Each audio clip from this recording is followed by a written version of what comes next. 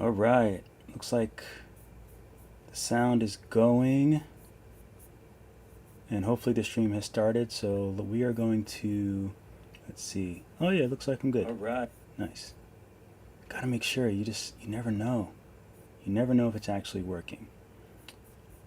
So, all right, what's up, guys? So I did this rhino beetle a while ago, but I don't have a proper turntable. Like I have a turntable, but I want to do a new turntable. So we're just gonna do it from scratch. So I've already exported it as like GLB or whatever it is, the file from Nomad, and we're just gonna bring it into Blender, and yeah, we're just gonna go from there. So it's pretty easy. You just want to minimize all layers in Nomad, and then you just want to export as GLTF. I think that's what I export as. So let's import GLTF, and we'll go to downloads, and then we'll go. And I'm doing this because like so many people ask about live streaming and doing tutorials and things in Blender, and it's just so much different than on Nomad. You can't see my hands and all that stuff, but we'll see how it goes. I was just gonna do this and then live stream on Nomad, but I figured I would just, of course, now the cat wakes up and is being really loud. So we go to Rhino Blend and we'll just import, and we'll just do everything from scratch, even the lights and stuff. So let's go to Z. Okay, so right now it's in solid. I think that's actually fine. Ah, I have Nomad unskews. I hate Nomad unskews. Oh, it's so annoying. Plant bushel, middle shell. Oh, it's the worst, and I can't see it because of this box. Okay, so you know what? I was thinking, I was like, I probably should open it and make sure I don't have any Nomad unskews, but I didn't. I did not. So the box, I think I'm going to make the, do I want to make a backdrop that way? Yeah, I guess I will. So I'm going to press S and make the box really big. Because this is going to be like the backdrop. And let's see, this would be the backdrop. And I'm actually going to duplicate it, I think, if I can remember how. And this will be the, what is it called? We'll just call it box stand. And I hate how nothing is organized the way I usually have it. But that's okay. So I need a new collection. I hate that things are hidden over there. I forgot I want to make it even with my little image over there. So let's scroll this over. There we go. So we'll make this background, and we'll put the box stand and the backdrop both in background. Wait, why did it, alright, in background. There we go. So then I'll make a new one, and this will be beetle. And we'll just put all these in there. Oh, these unskews are killing me though. So I think what I want to do, I really don't like having these Nomad unskews. And although you can, I can't remember if I figured out a way to get out of that. Let's hide this box. We'll hide the backdrop and the box stand, and we'll just move into this. Alright, so here's how it looks. So I think this is middle shell. So somehow middle shell is a Nomad unskew. And what's up, guys? How you doing? Avinash, Willow, Ashley, Miss B. It's probably Miss B. Your work is really inspiring. Thank you for your way to teach and show how it works. It's my pleasure. It's always fun, and it's been really nice to do live streams too, because otherwise 90% of my time is editing, and even though this is a little bit slower, I think it's worth it because I do like the chatting and talking back and forth and getting to know everyone, and it's actually way less stress than like trying to make a video and edit and get it all perfect. So everyone just has to deal with my cat being loud. I'm sure she's gonna come in here soon.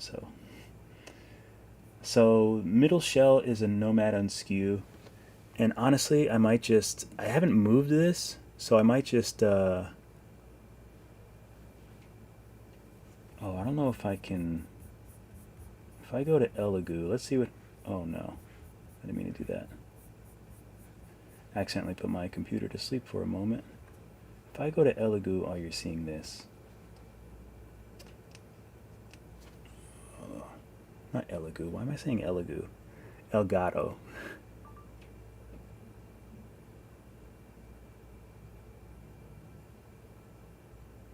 Okay, that's not going to work either. So let's go here. That's better. So what I'm going to do is I'm going to go into Nomad, and it looks like, oh, which camera is this? Oh, this is probably this camera. Oh no, it's still continuity camera. Good. So this is it on Nomad. So this is a Nomad on skew. So let's go to left and try to figure out why it is. Like, I don't know. So this is what I usually do. I'm going to go to pivot. Let me make sure the audio is working. Pivot, center, pivot. I'm going to go here, and I'm going to go bake. And then I'm going to go pivot, center, pivot again. So it should not be a Nomad on skew anymore. I don't know what else I can do to this. Object center, reset. Okay, I think that's everything that I can do for this little piece. So this is middle shell. And if we go back to the other one, what's up, Han? Oh yeah. Yeah, I'm going from the beginning, so at least you'll be able to kind of see what I'm doing. It's definitely worth it. I still hate Blender, 100%. I hate it, but it's definitely worth it. So if I go back to max screen, then the other issue, if I go here, the other issue was plant bushel. So that was just this stupid plant here. So let's go back to Elgato. So if I go back to Elgato, all right, let me turn this off. Turn post-process off. It always makes everything lag. So if I go to here, this is plant bushel. Like, why would this be a Nomad on skew? I don't understand. Is it a group? No, it can't be the group. So pivot, center, pivot. So when I center it, it's off. It's not level. So I think that has to be something to do with it. Everything else is off. No, everything else is pretty straight. Everything's going up and down. This one is off. So let's bake it. So we'll go to the gizmo and just bake it. So all that means when you bake the gizmo, all that means is it changes from this orientation. Once you bake it, then it takes on the orientation of the project. So instead of this pointing this way, it will just point up. But again, you have to just reset the pivot. So if I go pivot, center, pivot, now it's facing up and down. So I'm guessing it should be fine. We're going to export both of those pieces. Wait, what is this other one? Let's just separate. Okay, so now we have plant bushel, and I think it was center shell. Oh, was it shell middle? I think it was shell middle. Let's make sure. Yeah, so it was these two. So now I'm just going to export these two. GLTF selected. So export, and we'll export these to the computer. I'll go ahead and switch to my Mac screen.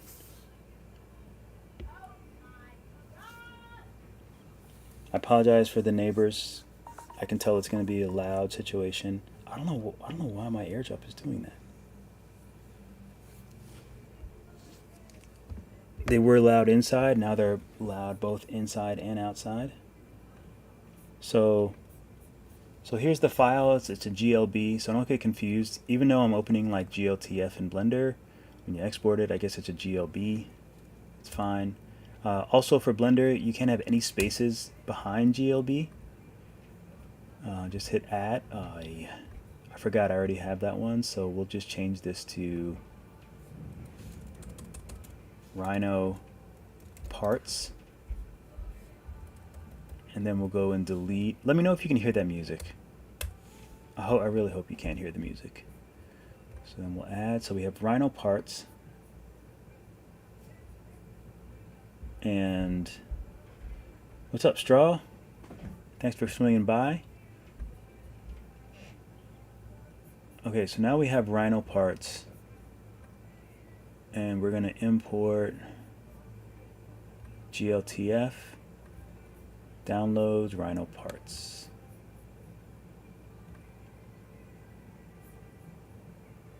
Okay, so let's see. Oh, there. So now we have middle shell and we have plant bushel. There's no Nomad on skew, so I can get rid of these. See, they get real crazy. Now I gotta find them. Oh wait, what are these other parts? Oh no, this is the same maybe? I don't know what this is. Mush caps. It looks like it's all the plant stuff. So you know what? I'm just going to delete all of this because I just want to do the beetle. And I didn't realize I had all these other Nomad unskews. So we're just going to get rid of these plants. But at least now you know how, if you have Nomad unskew, just center it in Nomad and send it again because they get really annoying in Blender. They get really, really annoying in Blender. And you don't want them. Yeah, I'm just going to get rid of all these plants.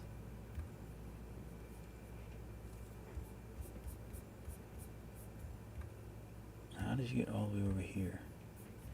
What are you?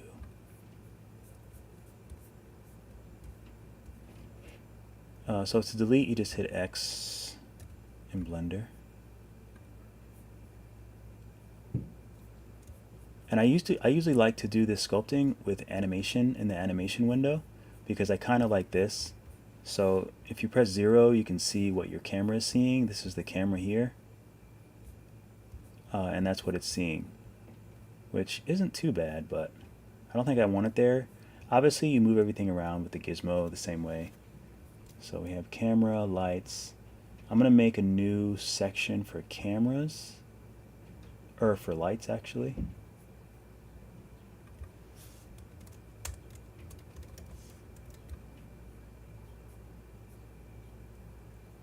Okay, this is beetle. Can I move this up, please? This is lights, so we'll find the light and we'll move light in here. Guess I can scroll this down a little bit. Middle shell, mushroom stem, rock bee. So let's move all this stuff into beetle. So all that is in there. We have background, we have camera. Okay. So in order to see what it actually looks like, we'll look at the rendered view.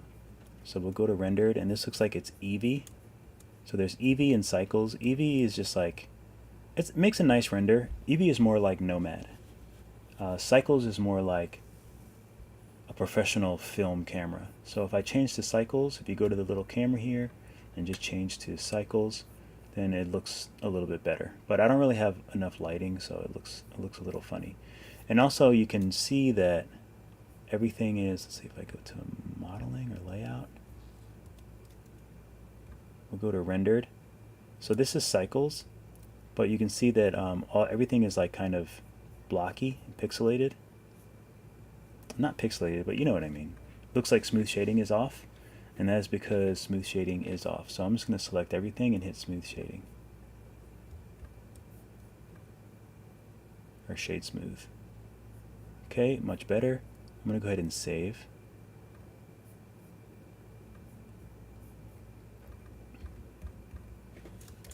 Rhino, beetle. Rhino, beetle, update. I don't want to get it confused with any old files. So it saves Blender stuff saves as a Blender file. So I have like a Blender folder. Those files get really big really quick. My Blender folder is probably like 50 gigs. So what's up, Koro? Yeah, I love this little rhino beetle. I actually have I have another one over in the, this poor little guy's dusty. Oh man, I'm gonna start sneezing. I can't afford to start sneezing.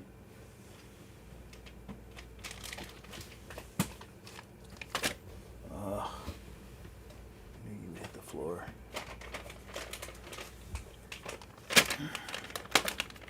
My nose. Since I've been having back issues, my number one fear, not my number one fear, but I really fear sneezing.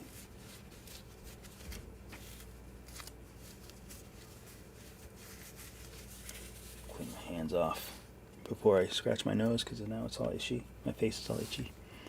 So if I go to, can you compress them? Probably. I'm not sure though.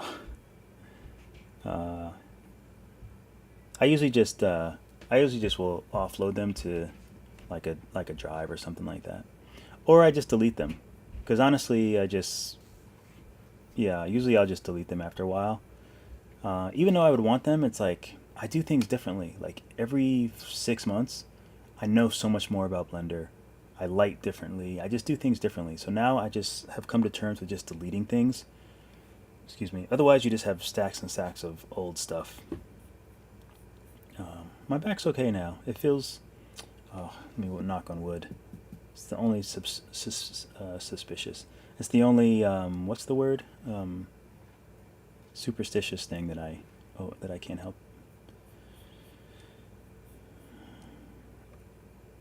What's up, Tech?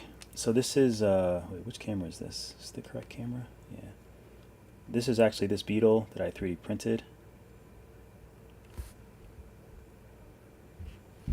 How can I get this thing in focus? It always wants to focus on my face. Yeah, so he's pretty cute. I like him a lot.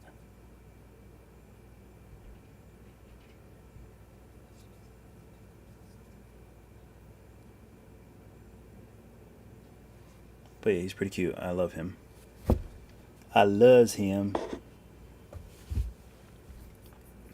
Alright, so let's go back to Max screen. I gotta figure out some numbers so I can do some shortcuts.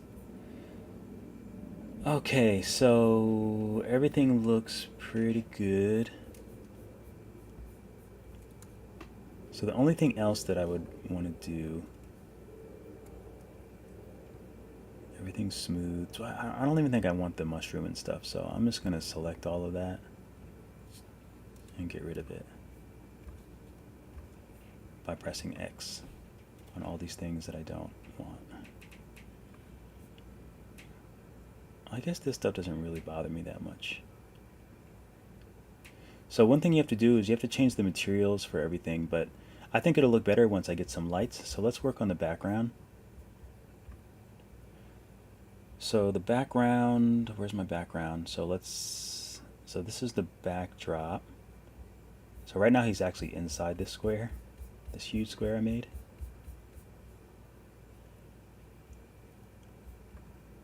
I don't know why we can't see it. I don't know what's up with that. So the materials is down here, and what if I add a material again?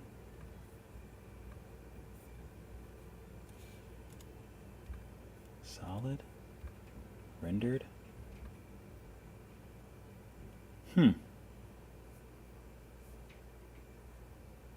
That's so strange. It seems like the, oh, whatever, you know what? I'm not even going to, oh, there it is. What'd I do? Oh, that's what I did. I'm gonna delete this and add a new mesh. We'll add a cube. Oh, maybe it's the light. Maybe it's the lighting. So anyway, let's go back into solid then. I think it's just the lighting that's why I couldn't see it.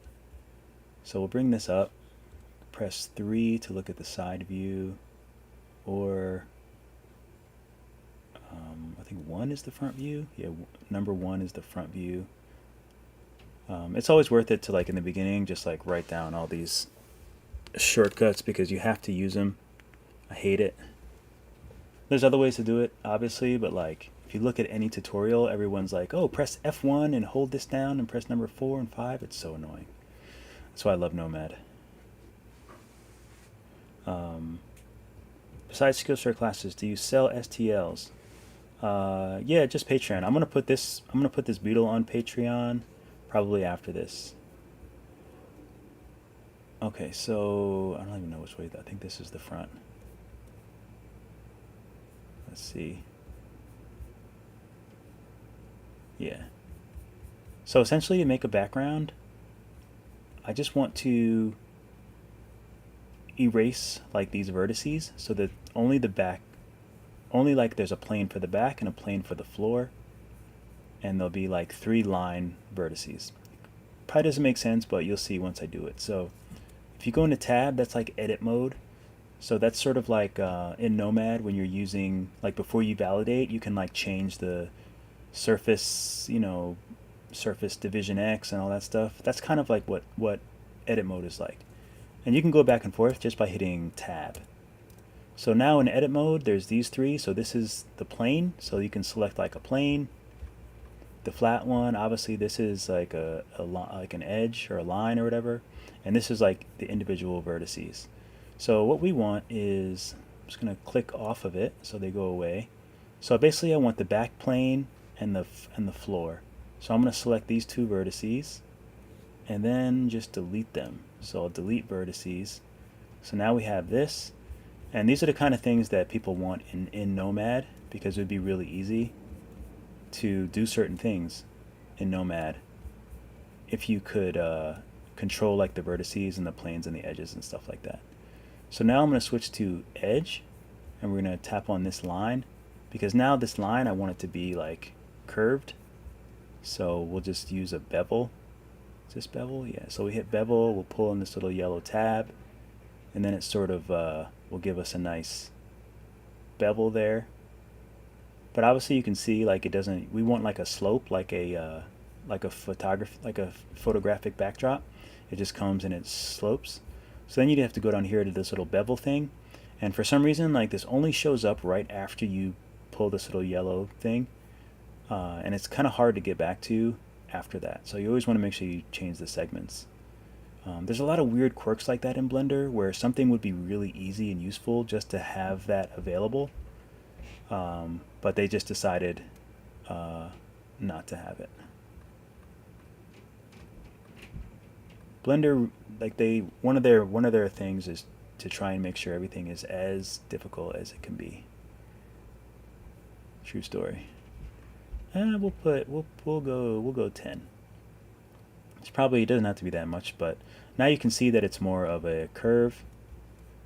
And I'll switch back into tab mode, and you can kind of see these. But again, just like we did with the beetle, you just want to right click and shade smooth, and then it like gets way much better. Oh. Okay. Neck. Okay, so now this looks pretty good as a backdrop. So I'm actually going to take this line. I'm going to go back into edit mode and take this line, and then I want to, there's a little arrow here because I want the tool. Where is it? Tools, view, item. How do I get it? It's not tools. Oh, is it edit? No, it's not edit. Item. Oh, it's on the other side. I'm so used to having the 2 windows. It's a little different here when I do this, and then usually the tools are on this side, but I don't see them right now. Probably because I'm streaming, so it just decided to change things from how I have it every other time I sculpt. But let's go back into layout. And we're in edit mode. I need to select, oh no we're not, edit mode. And we'll select this little thing. Obviously we all know what this does, so this will just bring that line, that in. So the reason why I'm doing this is because I don't like when the backdrop and the floor are the same material, as odd as that sounds, because sometimes I like the floor to be a little bit reflective, but if the background is reflective and then you can see all the lights and stuff in it, and it just like, it looks bad. So I'm just going to add a plane, and I'll press S and make it bigger, like that. So now we have a plane, and I'll just move this up. Well, let's go into regular edit mode and go to the, wait a minute.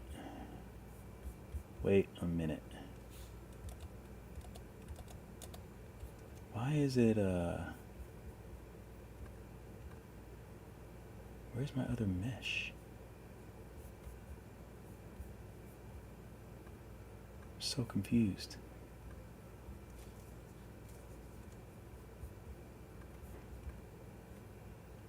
Why are these two pieces connected? I'm very confused.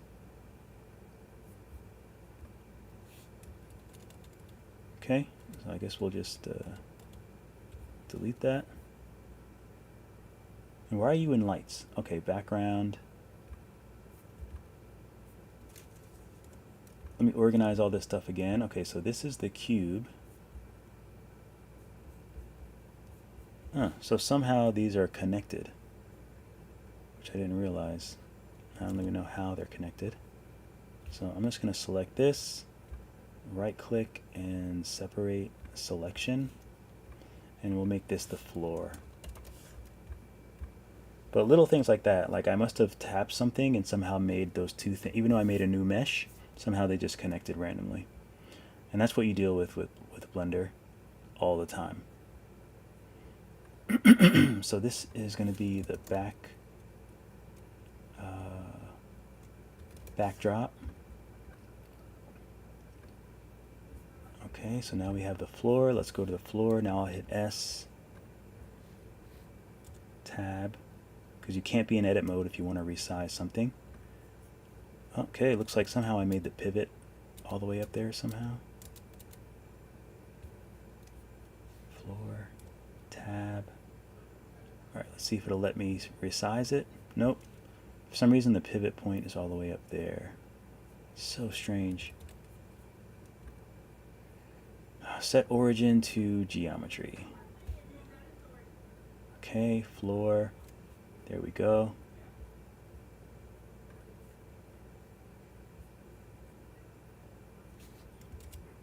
Okay. And what just happened is you can hit Option Z, and it makes things hidden. The only reason I needed to do that is because, like, let's say I'm selecting if you're trying to select something, and you do the little selection thing and you try to select it, it will only select like front-facing vertices. That's kind of like what it's like in Nomad. So it'll only select front-facing vertices. But if you hit Option Z, then it like makes it see-through, so it just selects the whole thing. So okay, so and you can really tell why I get headaches from Blender already. Hopefully that comes through. I love it, it's great, but man, does it really give you a headache, or at least me. Back in the tab. Okay, so now we'll bring this here. I can probably make it longer actually. So I want to just move it up.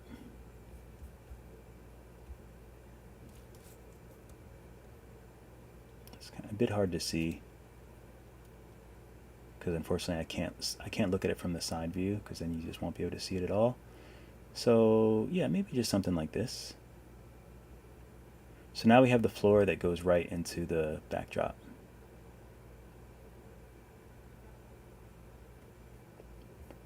Okay, so floor, this is the backdrop, and the box stand. Let's make this small again.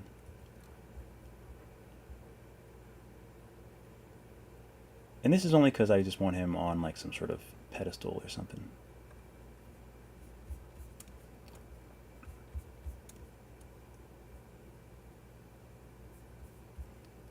Okay, all these are pretty self-explanatory. These are easy to kind of figure out what they do and what they're here for. These tools, let's hit 3. And I'm just going to line this up with the floor a bit, even though I made a floor, so I kind of have to pay attention to that floor instead. But that's fine. Okay, so this all looks pretty good. So here's one camera, which I'm not that crazy about. I'm just going to... And also when you hit Command C and Command V to copy and paste, it doesn't paste it like right under where you were, like whatever you're copying, which is like really weird to me. Like, why would you randomly put the camera in lights instead of just putting it right here? Like, I don't know. So sometimes, like, if you have something like this, it'll just like paste it randomly somewhere, and you're just like, well, what are you guys thinking? Like, why don't you just copy and paste it right under whatever it is? But I guess they're smarter than me, so maybe they know why. So let's just do cam main. Oh, actually, if we put a new camera, where does it go? New camera. That might be better. Again, it puts it in lights. I'm actually going to X camera main and just put this as cam main, because I want it to be like right directly in front. So let's see. So now I can see this camera. Let's see. What's up, John? Balaise. Just found you yesterday. You were doing an excellent job. Well, thank you. I want to start learning to use Nomad Sculpt to make assets for our research team's projects. Is Nomad supports exporting to Blender? Yeah, you can actually recheck at some point in time if you want. You can recheck this, but you just export as a GLB or a GLTF, whatever the G one is in Nomad. But yeah, you just export it to Blender, and that's fine. Yeah, the reason why I don't export to OBJ is because I believe, like when like for example, for this beetle, I want all the parts to be separate. So if you export as a GLB, let me see which one it is, because I actually can't remember. GLTF. So GLTF, then it just exports everything, but everything is still separate, so I can color things separately. All right, let me save this over here. So that's why I export as a GLTF.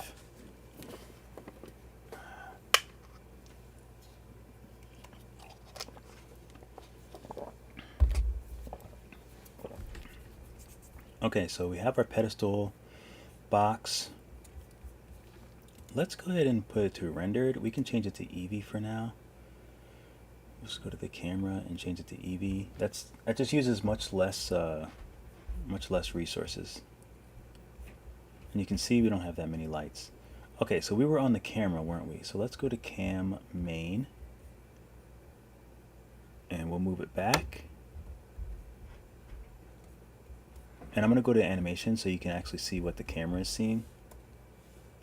Oh, and I have to switch this to the main camera as well. So we'll go here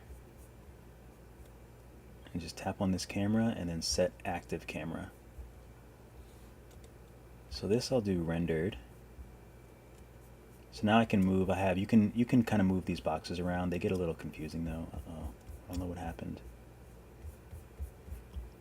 Also, something happens sometimes is you'll just lose everything. Like for example, this, I can't really like move anything for some reason. So that's just another thing that just happens in Blender. It will just go all like haywire on you. So just another thing to watch out for. Okay, there we go.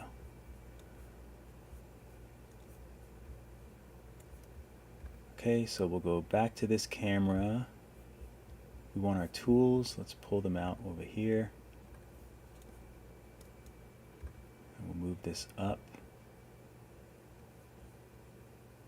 but it's facing down too much, so it might be okay. So now if you go over here to the item, is like location, rotation, so anytime I move it around, you can see that those numbers are going to move. So for rotation, I want it to be just like 90 degrees, but I never know like which number it is. You know, I never know if it's like X, Y, Z. Okay, so it's Z. It'd be helpful if like this blue, like if this Z was blue, that would be very helpful. So I'm just going to put it to 0 because I want it to just be straight on.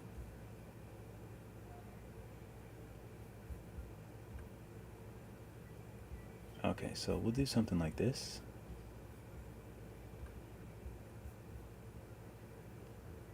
Oh, yeah. Why would you disappear? It's so annoying when it disappears like that. I don't understand. I don't understand why you do this to me, Blender. So now let's take the beetle. So I'm going to select all of this and move him up.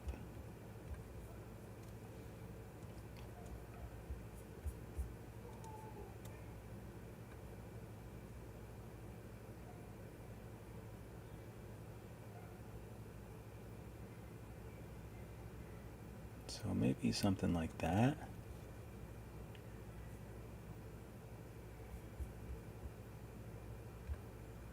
Okay, it looks pretty good. This might be kind of cool if this is, oh, they're both connected.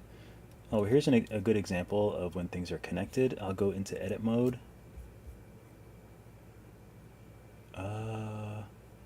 Looks like only this one is connected. I wonder if I can separate it by selection.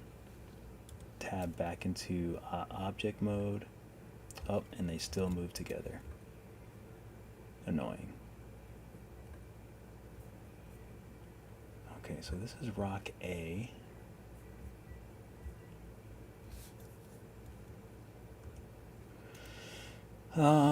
Okay, so we have rock. Oh, what is this? I don't know what this is. Let's see what happens if we delete it. Oh, it deletes the other rock. Okay, so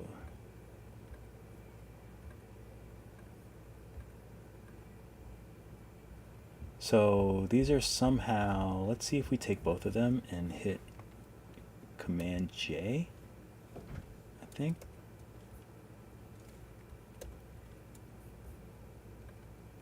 No? Okay, I guess not. I'm trying to join them so I can, I don't know what this little line means as well. But all I want to do is separate them, but for some reason I can only see the, I can't really select the other rock. That's so strange.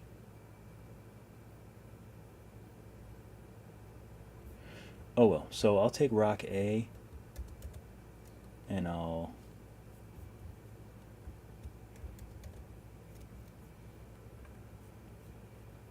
duplicating it, but I don't see where it's going.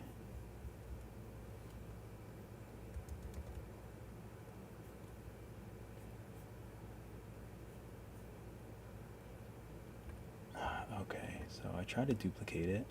Oh, here's rock B. Rock B and rock A. Command P, is it Command P? Command P.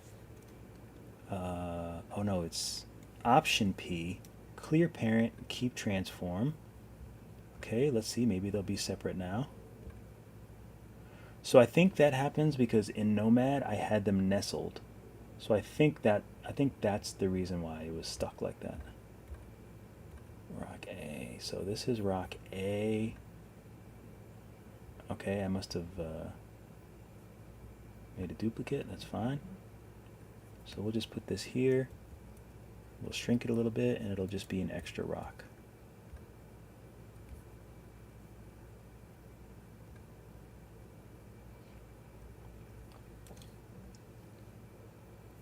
Maybe we'll squash it a little bit.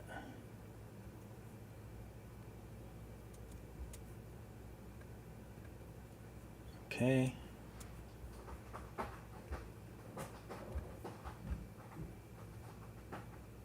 Rock be? Where is this rock?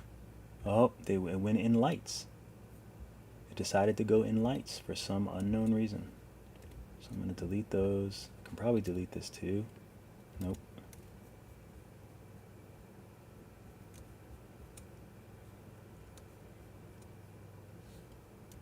I'll make it smaller and I'll bring it over to the other side so the other side's not so naked.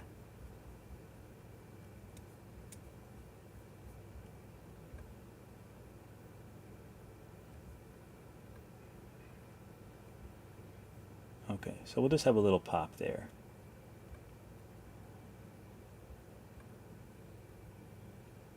Alright, so now we have all these rocks. I'm going to take all the rocks and I'm going to join them together. I'm going to delete these materials so that whatever material I make them, they all have the same material.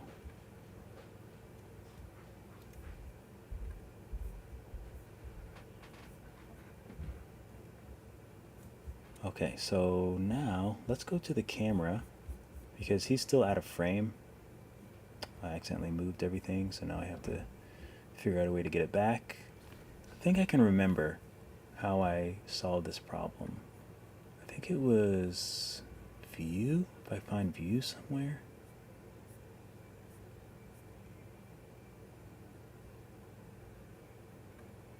View, local view. Let's see if we toggle local view. That does nothing. It's somewhere on here I figured out this issue. Frame selected? No, that's not it. View.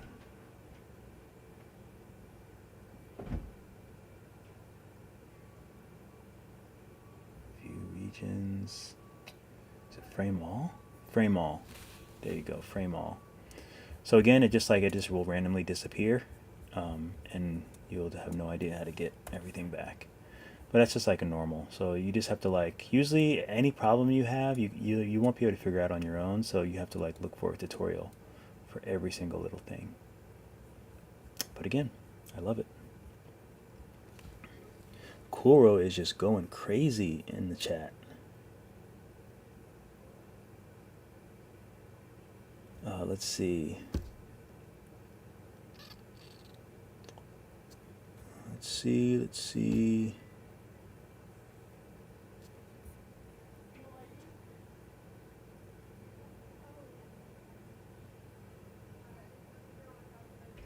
What's up, Sophie G? Which tutorial did you watch?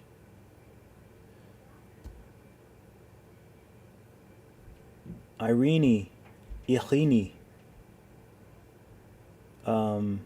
Did you go to SVA in Manhattan? I am the yapper. Yes.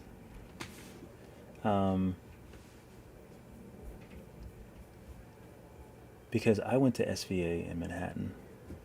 Or you could have went to the Savannah College of the Arts or something like that. There's usually either SVA, I think is either School of Visual Arts or the Savannah College of Arts or something like that. I believe. Okay, so first thing, so here's the center. So I want to do a turntable. I know that this little thing is in the center right now. So I actually want to make sure that it's going to be hard to do a turntable with like all this stuff. It's probably going to be hard to do a turntable with the rocks and everything. Let's take everything in the beetle and let's I like where it is though. Set origin to geometry. So this will be the center of the geometry, and actually, do I want it there? I guess that would be the best place for the turntable to be. So I want to try to see if I can snap this to I can't remember what this is called, the cursor, because the cursor is in the middle, and when you want to do a turntable, it doesn't look good. Excuse me. It doesn't look good when something is not on center and it's spinning, and it's like looks like it's going like on like around the edge of a record versus like being right in the middle of the record. What's up, Dana? Yep. How's it going down there? What? What's the matter? What's the matter, huh? What's going on down there? What's going on?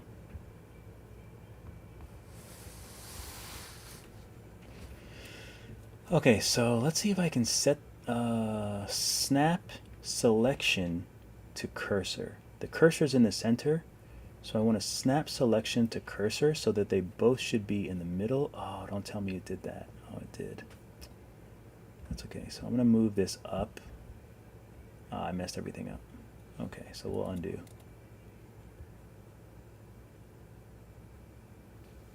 I thought it was just going to snap the whole thing to the cursor. Snap. Selection to cursor, keep offset. Let's try that. Okay, so now that should be in the center. I don't know. How is this the center, though? Let's see. It goes to here. Oh, maybe it is. Maybe it's just like an optical illusion.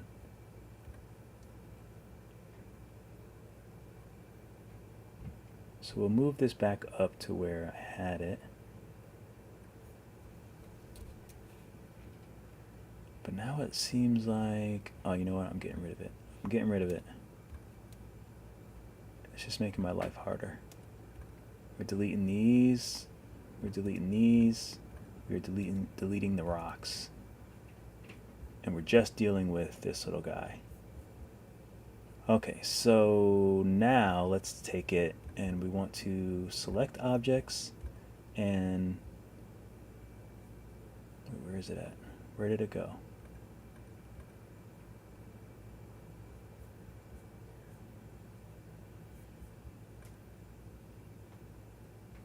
Okay. So now the issue is, now that I've selected everything, there we go. So now we can set origin to geometry. It looks like it's still in the middle. I guess that's the middle. Let's see what happens if we were to spin it. Yeah, it's like spinning on the front, and I don't like that. So let's see. First, let's put it where we want it. So let's press 3, and we want to put that on the pedestal. So that's good. And oh, I don't even know if I can remember how to do this. Let's save it because I'm going to save my progress. And let's actually redo let's change the camera. So the camera right now is whatever it is, 1920 by 1080, but I want to make it vertical.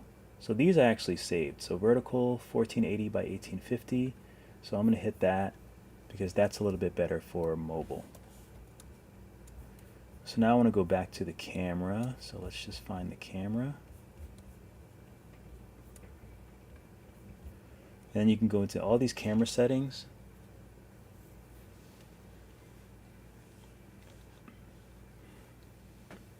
Dude, I love your Nomad tutorials, and hi, Kuro.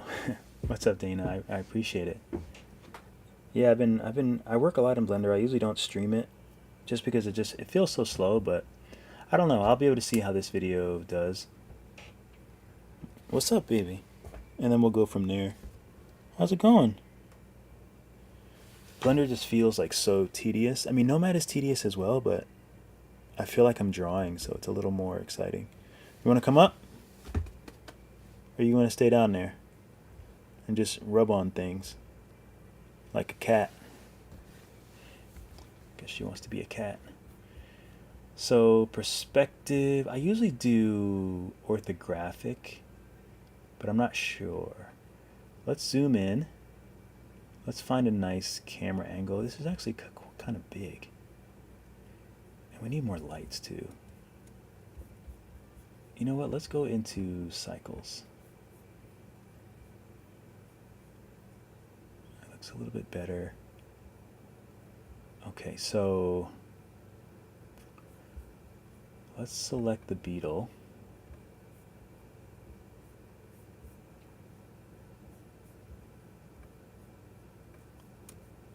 Why don't I see? Oh well. Alright, so we have the beetle selected, and I decided, oh, I have to figure out how to move the pivot point back. Alright, let's see, snap. Selection to cursor, keep offset, no. Cursor to selected, cursor to world origin. I think I just want to, I'm not sure what the best way to do this is. If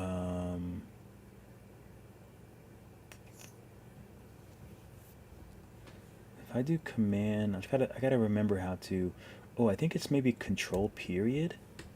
So if I do control period, and then I think I can, let me hit 3. And I think this will allow me to move the pivot point back. I kind of want it to be like in the middle of him. I think that's the best spot for it. So that's a good place for the pivot point. Now, did I hit control period again? Control period. So now the pivot point is there, which I like. So now I just want to move everything up. So it's like aligned with this. So that feels like it's aligned. Okay, so that's pretty good. So I'm going to take this and make it smaller.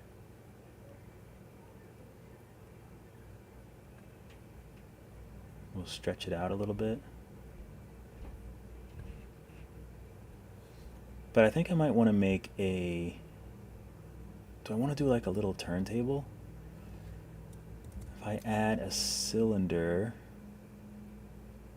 mesh, cylinder. Now cylinders are really, they wanted to make it extremely difficult to be able to get a smooth cylinder. And I'm going to see if I can remember how to do it. So obviously you can do shade smooth, but then it just looks like a bad cylinder.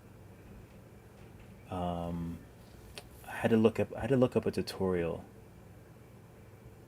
I think you add a modifier. I think it's like edge split. And then I'll apply it. Okay, so I think that's how you do it. It still looks a little boxy, so I might go into tab and subdivide.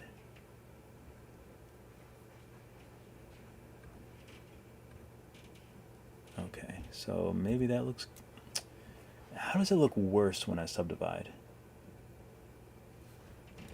Oh well, I'll undo it. So I guess that will have to do, because I don't know how to make it look any smoother than it did.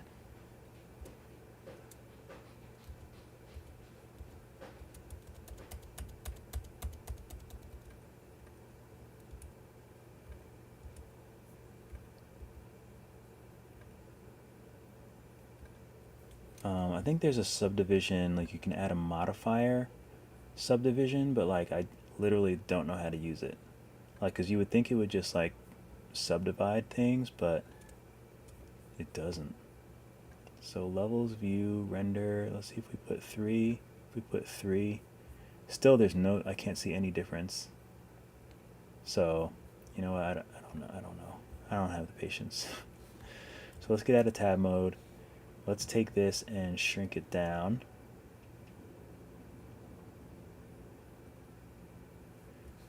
I wonder if I can take, oh no, I can't even, I don't even remember how to take the whole edge. No, it's not that. It'd be nice if I could use a Boolean. Oh, my wrist. Just to make it look a little bit more fancy, but I don't think the Boolean is going to work the way that I want it to work. No. Maybe I can like inset it or something? No, not insert. Inset. No. Bevel. Extrude. Oh, can I just make it smaller with the S? Oh, but it cuts it off. Okay, I give up. never mind. Okay, so we'll go back to tab. And I'm sure these things are quite easy for people that are well versed in Blender, but you know me. I'm like, I'm not that patient with things like this at all. I've come to understand. Okay, so it's not in the middle though. It's not in the middle of him.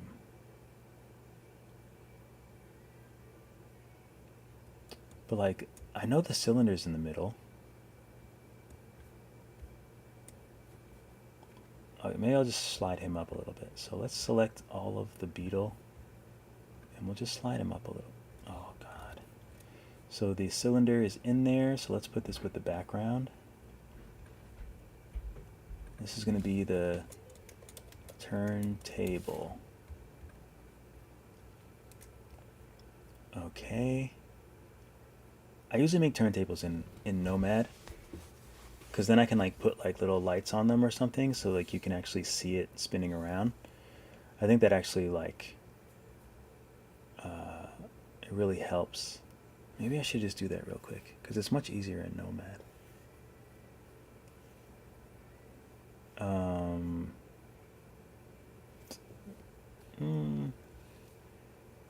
No, I think it's okay. We'll just leave this like it is. But this beetle is still... I just want to see what it looks like if the beetle were to spin. No, not you. Select objects. Okay, that's a good spinning spot.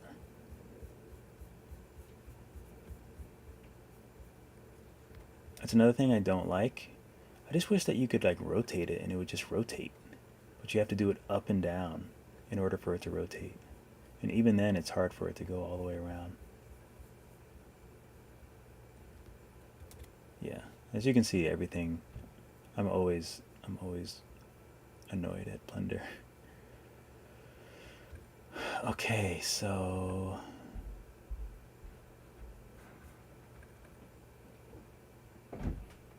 select objects. I hope they don't start slamming doors again. We're going to move you up to the middle.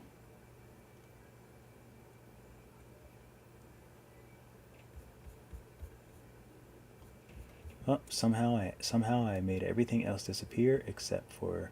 I literally did not press anything. So let's find it again. I think it was local. There we go. Toggle. Sometimes it's toggle local view. Sometimes it's like you have to frame all. But it just likes to throw little monkey wrenches in there at you.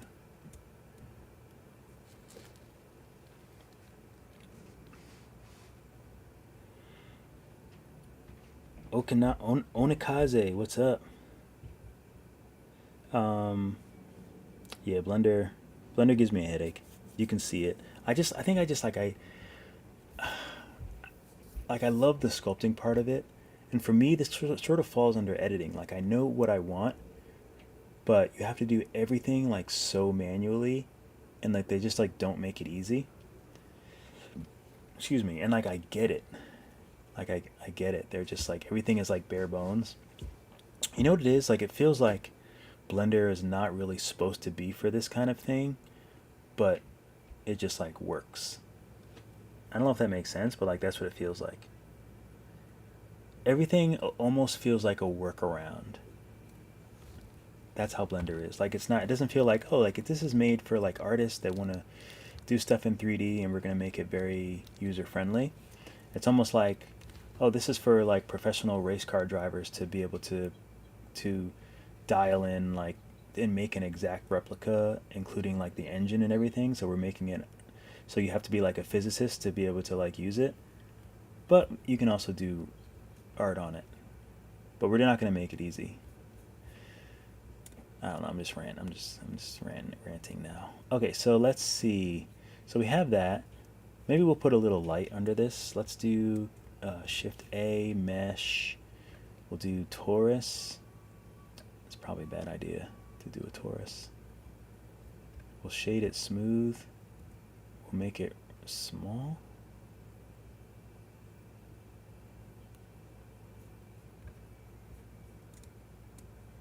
You know what? We're not going to do a torus because I don't know how to control the torus. So we'll just take this, duplicate it, and then hit X, Z, Z. We'll hit Z, we'll hit S, and we'll make it a little smidge smaller.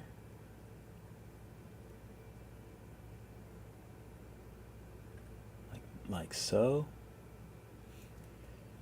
And this can be, oh, I gotta find it. Oh good, it went in the background. So this would be TT light.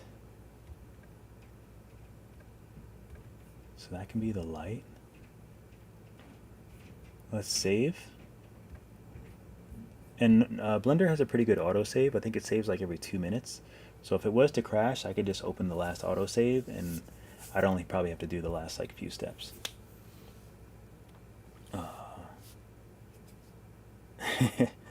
What's up, Omex? Bro, props for working in Blender. I can't get used to all the hotkeys within the different rooms. I can't either.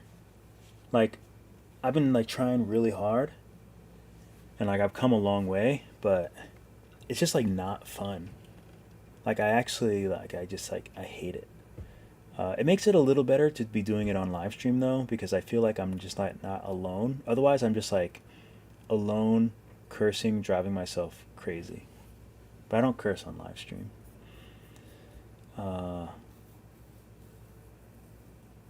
What's up, Roberto? I'm not too familiar with Blender. I normally use Maya, but if you create a piece of geometry locator, and parent constraints all of the beetle to it, you can use that as a new pivot or controller. I think I've kind of have done that. I think, but yeah, I'm very layman with my terminology.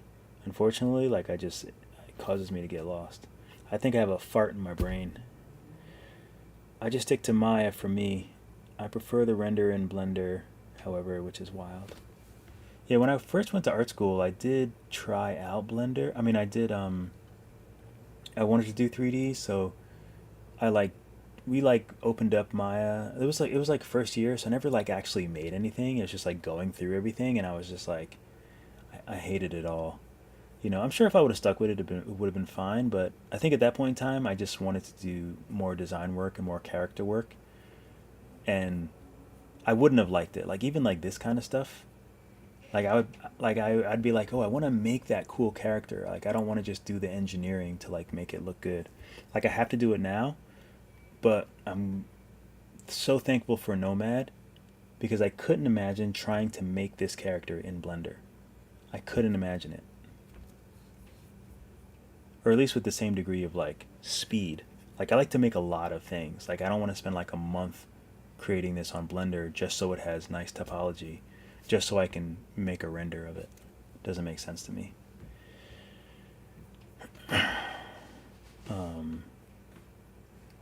Okay, so this is actually a good view for it.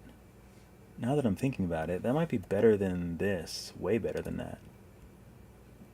Now there's a way to actually make the camera go where the viewfinder is. But I don't really know how to do that. Lock to,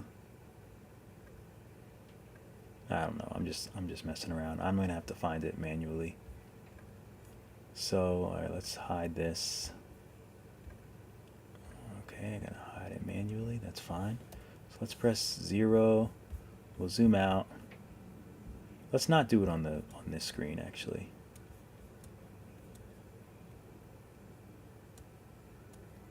All right, let me tap on this. So I think when I roll, yeah, that's better. Oh yeah, that would be pretty cool right there. That would have been nice if I was the camera. So there are ways to do it, but I don't know how to do it. Actually, I think this is perspective also. Sorry, my nose itches. This might be perspective. So let's go back to perspective and let's hit 0. So we'll go over here. Oh, actually, you know what I want to do? And I do want to do this. So this is camera main. let's take this camera and do it. Set active camera. Okay, thank you. It's very useful. Local view, toggle local view. Does that help? Nope. Okay, so view, frame all. No. Bueller. Toggle local view. Oh, now it kind of works. Kind of saw something.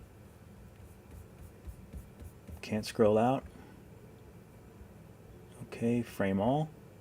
Okay, there we go. Got it. You know, actually the best time where that happens is at like 3, 4 a.m. when I've been working and like all I want to do is like go to sleep. Then everything just disappears. Gotta love it. Got to love it. All right, so now you can see I just want to use local because global is just local should make it a little bit easier, I think. Let's go back to global and just move it over. So we'll swing the camera over here, swing it around. Now we'll go to local. Okay, down a little bit. Here. It's actually not too bad. We'll go a little closer. Looks good. We'll go down a little bit. We'll slightly move it over. I think I want to get a little lower. So a little more tilt so we see a little more of his little teethies and stuff. Okay, I think I like that. Let's move back a little bit. I think that looks good. I think that's a good frame. Okay, so I like that. Oh, come on, just let me frame it a little bit, please. And don't switch camera views. I think this is when you need like a mouse. Okay, so let's save it.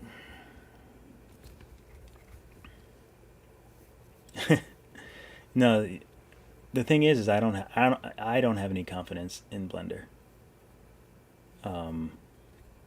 But again, the thing is you can like you don't have to do so much. After you set up your lights and do your first render in cycles, just something really simple, then everything else is just like baby steps, just like little step-by-step things. You know, like I have been working with it for a while, so that's why I know how to do all these things. But yeah, like once you do like the few small things, then you kind of get it. But it just takes a while because it's literally just so much. Like it's literally a race car. It's like you don't have your license yet, and Blender is like a Formula One racing car. Like that's literally what the experience is like. But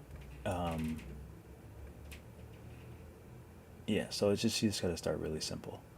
So that's good. We got the background in the back, looking backgroundy. Let's just save. Looks good. I'm gonna hide the other light. I mean the other camera, excuse me. Okay.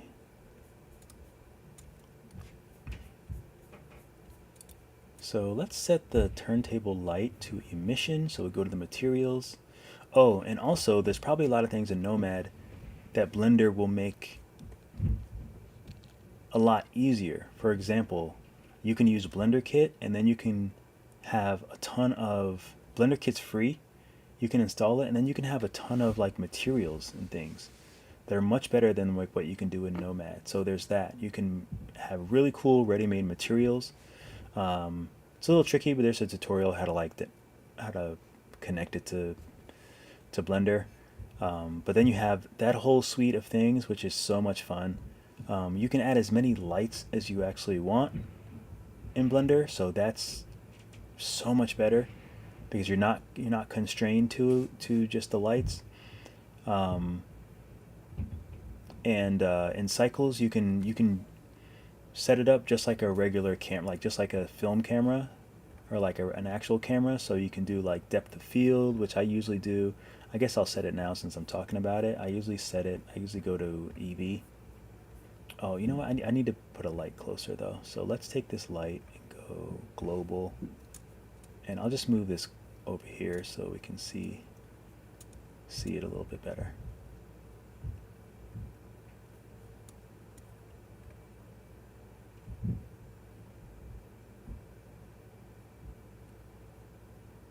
Okay, so now at least we can see it. So I go back to the camera, So depth of field. So I actually love photography and videography too. So again, if you know that stuff, then this will be much easier. Obviously, f-stop, blades. I don't know why this wouldn't be default at something other than I don't know why it defaults at 0. I usually just put 10. And really, it doesn't really need any right now, but really what this does is like, if you have lights in the background, you know, like the bokeh has like those like round balls or whatever, that's light kind of becomes those round balls, or the blades is like the shutter, and it's like the edges of a shutter. So the shutter is spherical, but it's like made by like right hard edges. So if there's like 5 blades, then the bokeh is going to look more like a pentagon, hexagon, whatever the one that's 5. You're going to see like almost like a star, you know. So if you had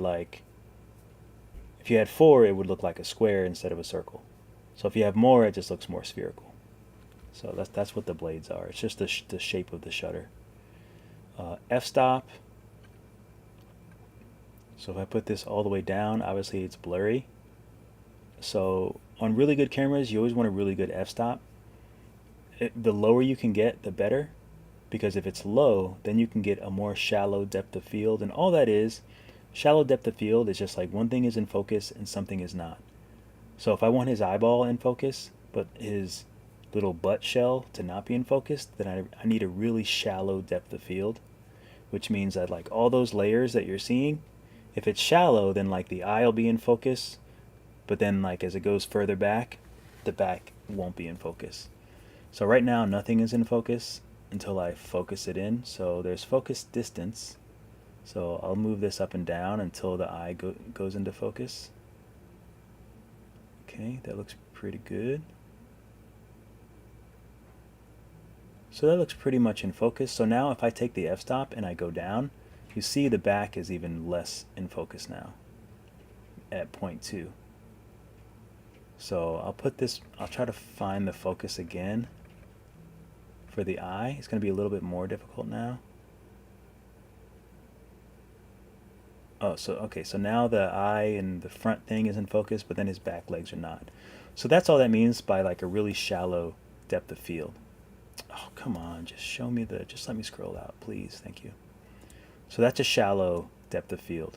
Less shallow would be like his whole body's in focus, but the background is out of focus. So that's just like a higher f-stop. And I'm sure this stuff is so confusing.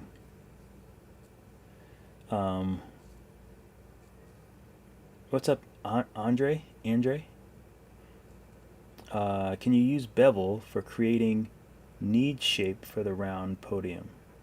Can you use bevel for creating need shape?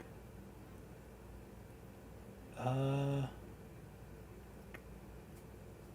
don't know. I'm not sure. I'm not sure I understand. But I usually have issues with bevel. I wanted to bevel the edge, but I don't know. I don't know how it works in Blender. Omex, what would be cool if we could get a better material for sculpting in Nomad? I hate all the materials. Still can't see the mesh well. Ooh. Elytra. It sounds like someone from American Gladiators. The butt shell. I don't know. I'd probably stick with butt shell. Shows my level of I can't remember. I forget the word when you're an adult that acts like a child. My level of whatever. You understand. So what was I doing? Oh, I wanted to set this thing to emission. Maturity. Maturity. Okay, now I have to select it. I guess it's easier to just select it over here. TL light. Then we go to the... Well, doesn't the butt shell open up and the wings are underneath?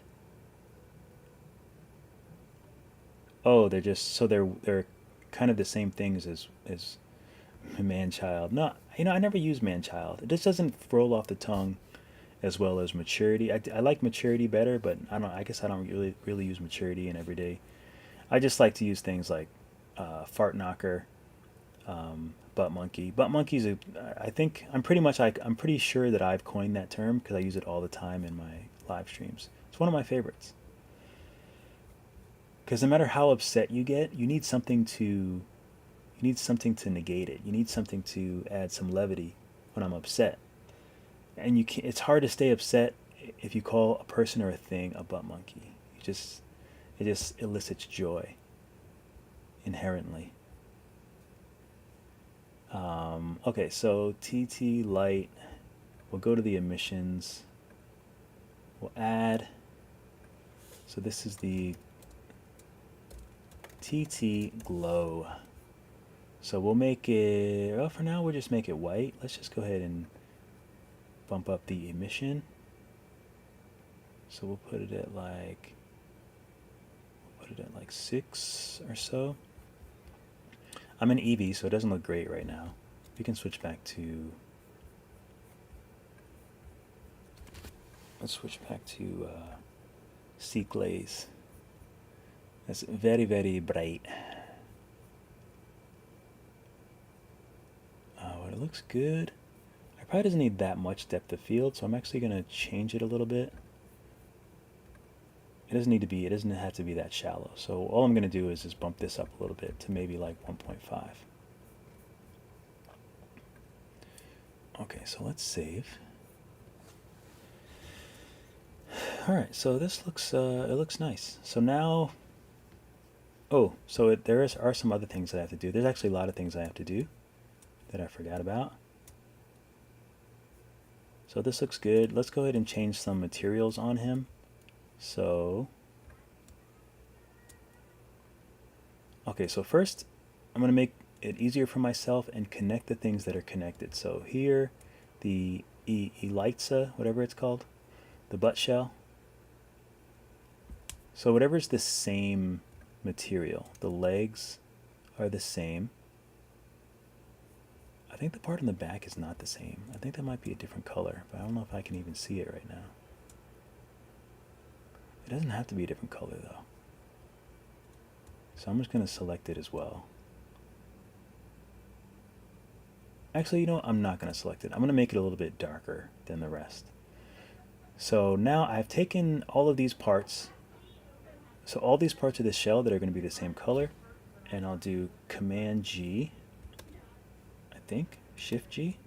Command G. Did it work? Of course not. Option, or not G, J. So I have something selected, I guess, that's not a mesh. So head, legs, shell, Command J, thank you. I'm going to delete these extra materials in here. And this will be the shell. We'll just do brown shell. So that's the brown shell. I had so much fun making this design too. So this will be, I actually like the shine of it, but maybe we want to add more shine, so I'm going to use roughness. Or yeah, we'll do it maybe a little shinier like that. We can play with the metallic a little bit too.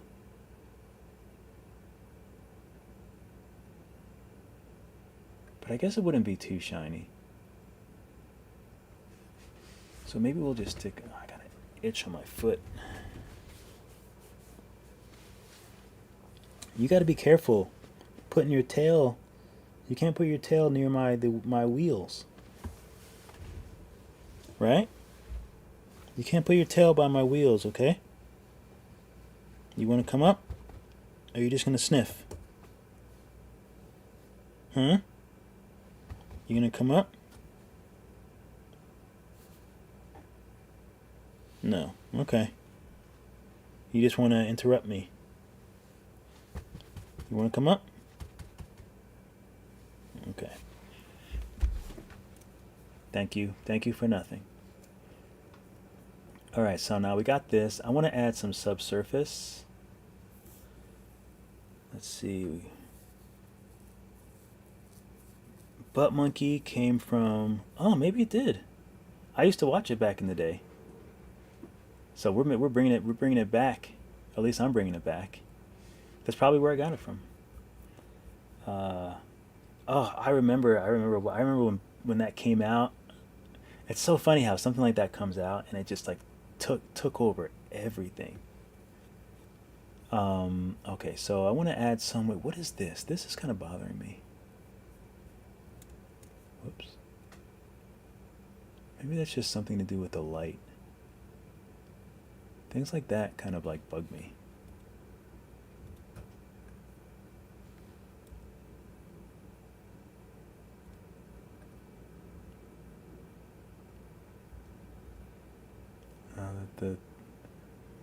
Oh, and also the topology looks bad.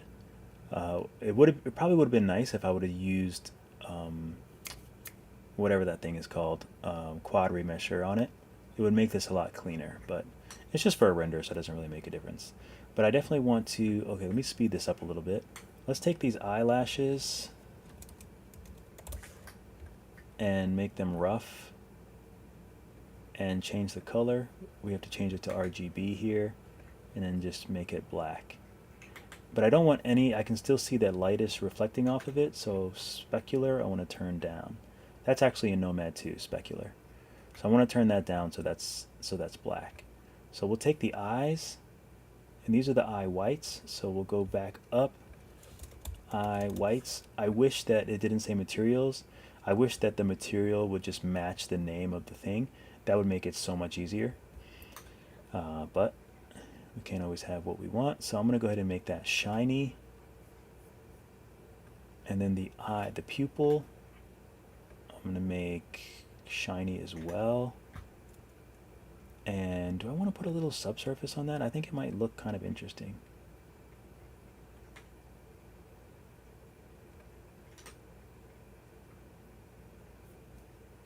So we'll try it. But I wanted to add some subsurface to this as well.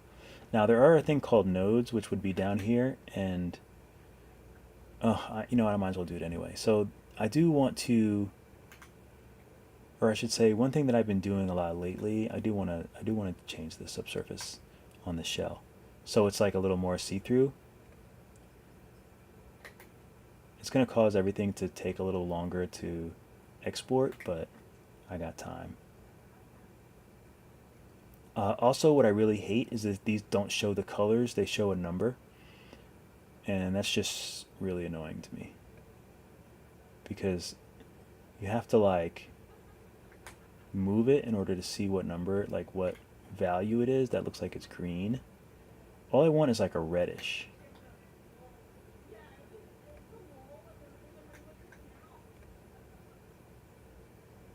So I guess we'll leave it there. I think I might be able to change it later on, but we'll see.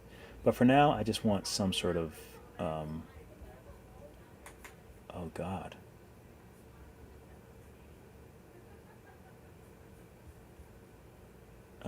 let's turn that down, I guess.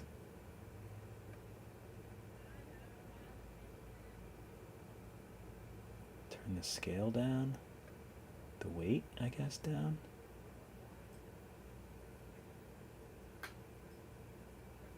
Oh, you know what's happening? I think it's because of the emission underneath. So let's take, I think it's because of this light. So let's firstly make it smaller and then move it down. That might help with that. So now when I go back to the shell, oh, it's still really like see-through. So I guess not. I guess I was wrong.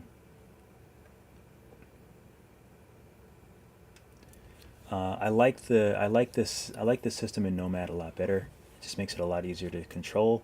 Because right now it's like I don't know how to make it not just be super bright red.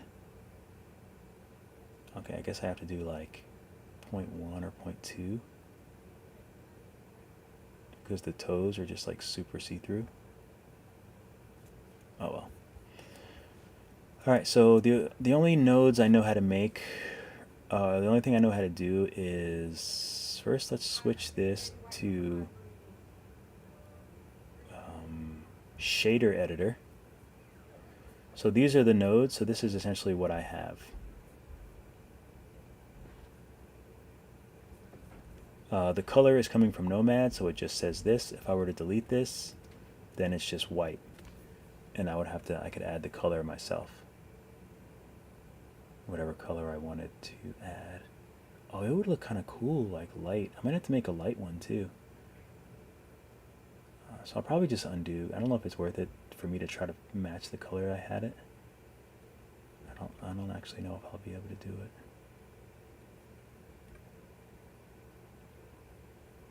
Oh, that's pretty close, right?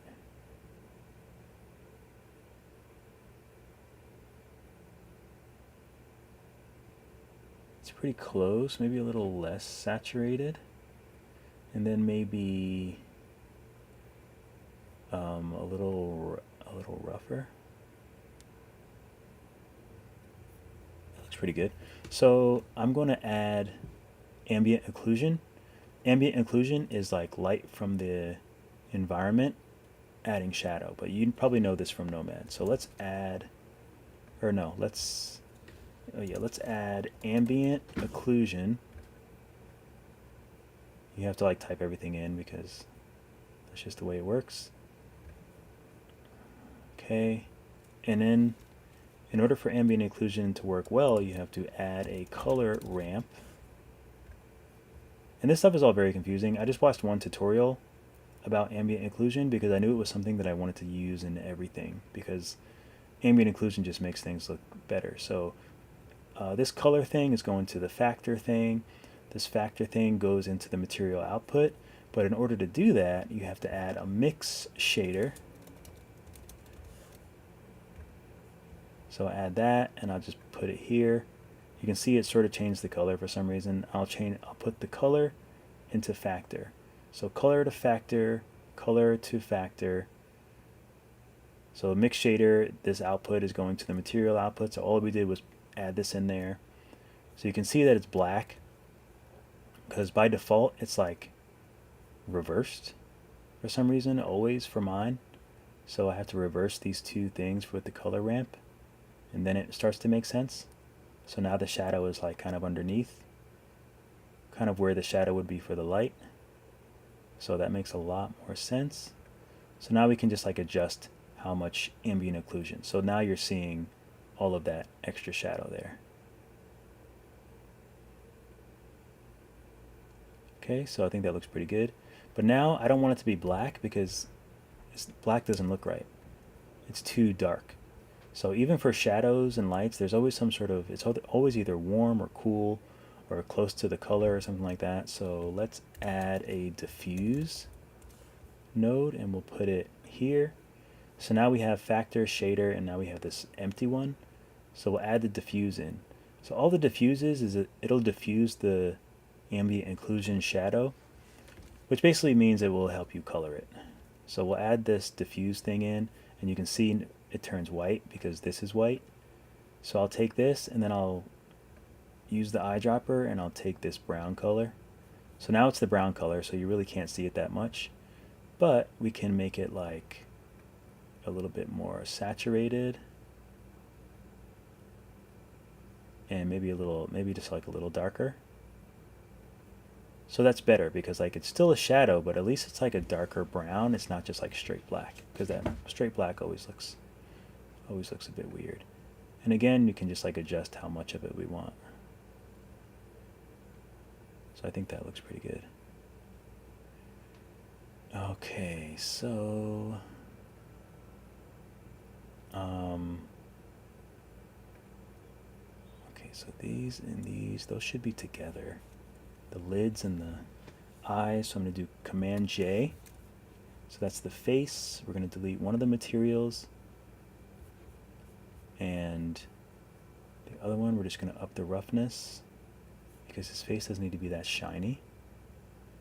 And especially with like these shiny eyes and stuff like that, you don't want everything to be the same like material and like roughness. So let's add some subsurface to this. We'll up the weight, and then we'll up the scale. I think if I turn all these down, it might be better. I gotta find a way to just match the color of whatever it is. Like I don't necessarily want to always add a color. We'll make it a little bit rougher. I think the top one is the red, so we'll add a little bit of redness for the subsurface. The tongue I think looks pretty good. I'll make it a little more rough. The teeth, I like to make those shiny, but I also like to add subsurface. A bit hard to see.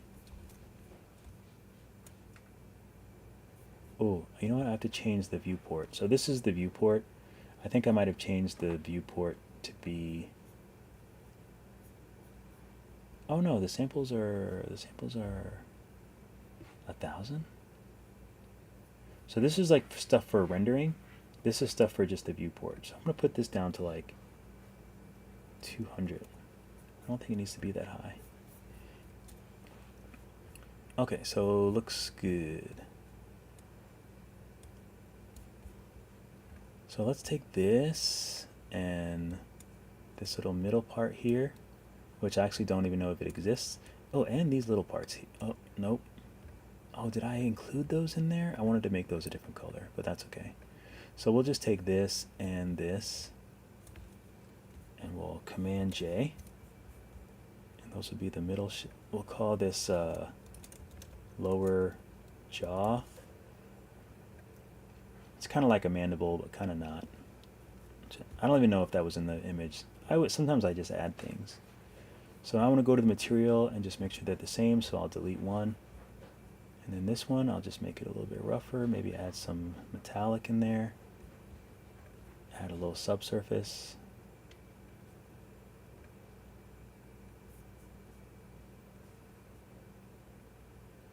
Okay. I think that's mostly everything. What if I add more metallic? And you can see that this is different now. I actually have to go here to the nodes and adjust these things.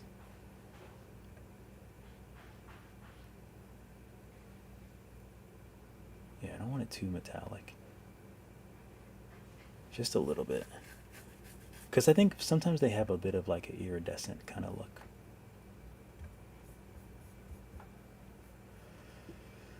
Okay, I think for the face I want to add the same thing. So we'll add... I could have just copied and paste as well.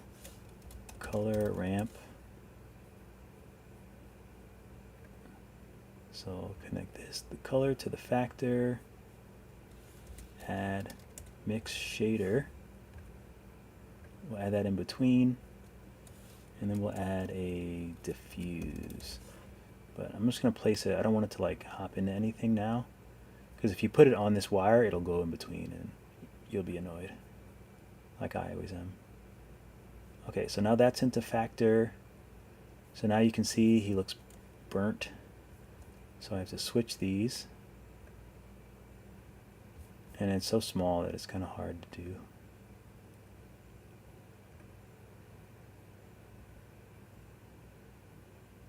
Okay, so we'll add a little bit there. We'll check this out. Okay, that looks good. Alright, so once I have it set, then I can plug in the mix shader, the diffuse, if it'll let me get there. And then I just have to change the color. I'm going to use the eyedropper and try to get this color. And I'll just make it a little bit more red, a little bit darker. Yeah, that looks good. See, now you can see this like little darkness. It's like little details, but I think it makes a big difference. I kind of want to do it with the eye as well. I should have just copied and pasted, but that's okay. But that's how I learned it, because I had to do it a million times. Color famp. So I'll plug this in. And trust me, it looks like I know what I'm doing, but I have no idea what I'm doing. This is literally the only node I know how to use. Oh wait a minute. Wait a minute. This is the mix shader. It's supposed to go in between. Why is it not?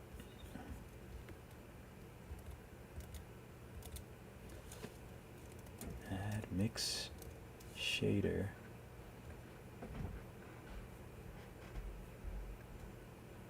Okay, so this should be, there we go. Why wouldn't you do that before? And actually, I know I'm going to have to do this again. So let's do the smart thing.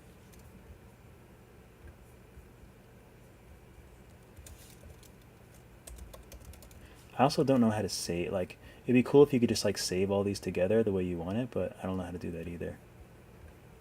Nothing is like one step. Everything is like 15 million steps. FYI. So I'll just hit Command C so I can hopefully just remember. I can just copy and paste if I want to do it for something else. So the color goes into the factor. Oh, come on. Switch these two. Of course, it never wants to actually switch it. It just wants to move it. Okay. There we go. So now we can see a little bit of shadow from the eye.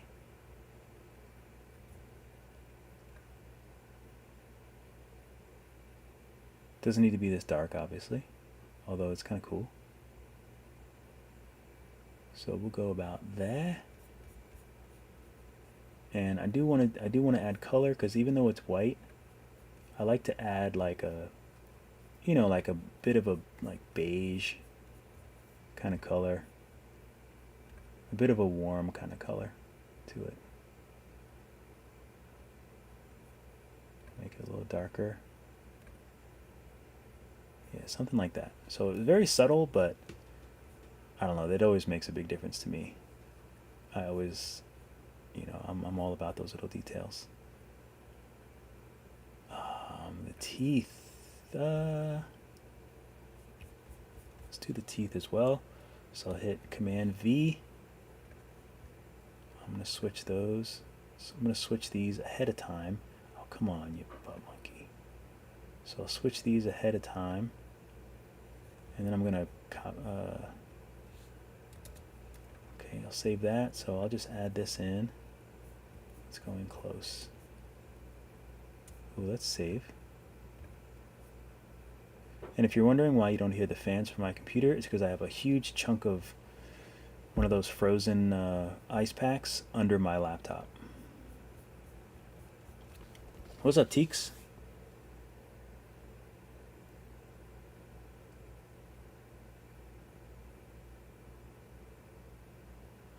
Oh, let's see. You can use the function bevel to create the shape of the edge of the podium. Select the top circle, so I think that means the plane. Select the top circle, top circle of edges in edit mode and hold Control B. You can bend a curve in the menu. Let's try it. Seriously, I always say that, like Blender literally is another language. Like it's so crazy. Um, yeah, blue. Yeah, I use blue sometimes, but there's I'm opting for just like a warmer all around.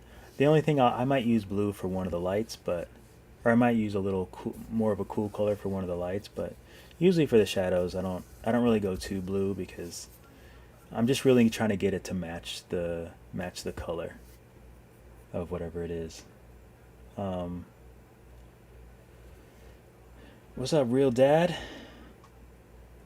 Been hooked on your crash courses for Nomad Sculpt while I'm learning 3D printing and modeling with my son. That's awesome.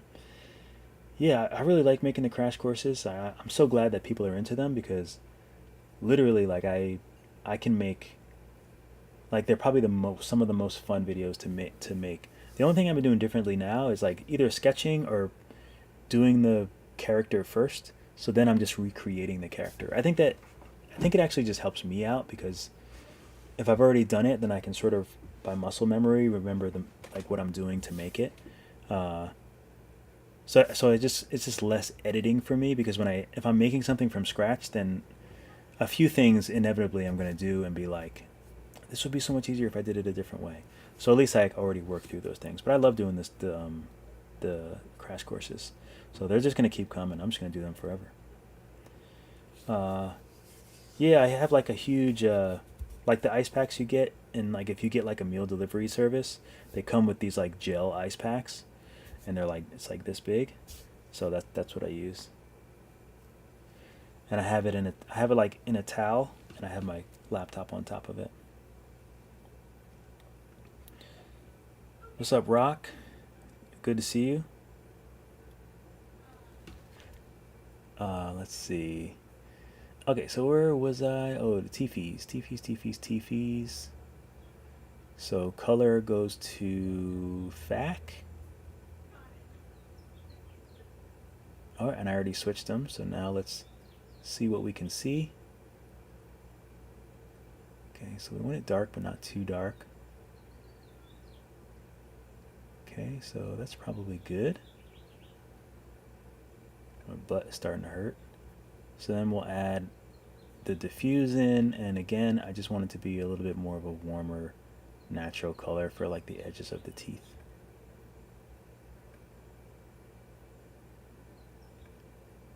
So I think something like that looks pretty good. Can't see it that much, but I'm okay with that. Very subtle. So now, did I do the, oh, here's the subsurface. So I did do the subsurface. Okay, I think that's good. The only thing I don't like is I hate that you can still see this. Like the eye isn't like perfectly, I hate that. I really, really do. But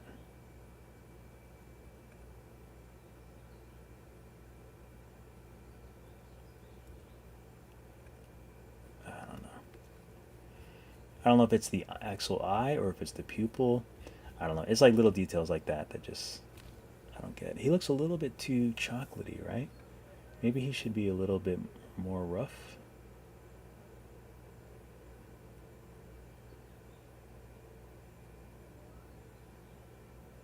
Yeah, I like that. Looks so good. Make this a little bit more rough as well.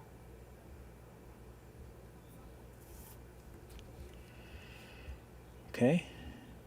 Looks good. Let's go ahead and save.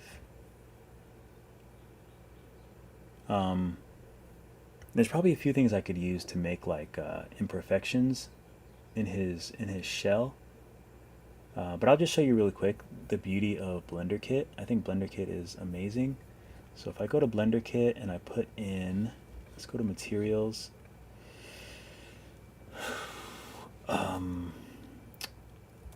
What if I put weather? Let's see what shows up.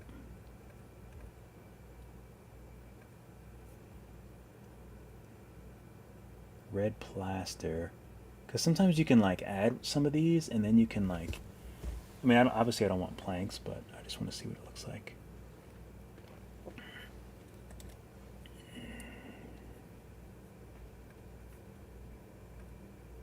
that it?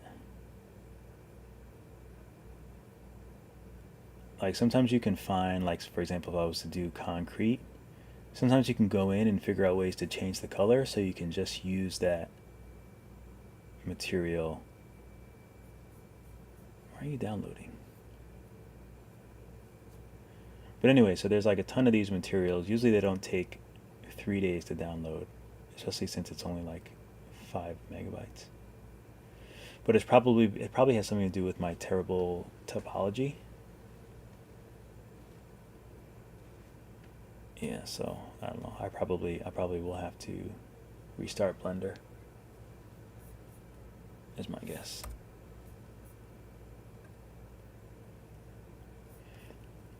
Okay. Done waiting. It's a live stream. I can't afford to fart around with you any longer. So let's find my Finder.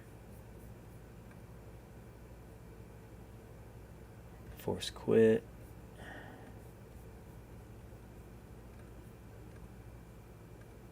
Okay, so we'll just force quit that and then we'll just open it again.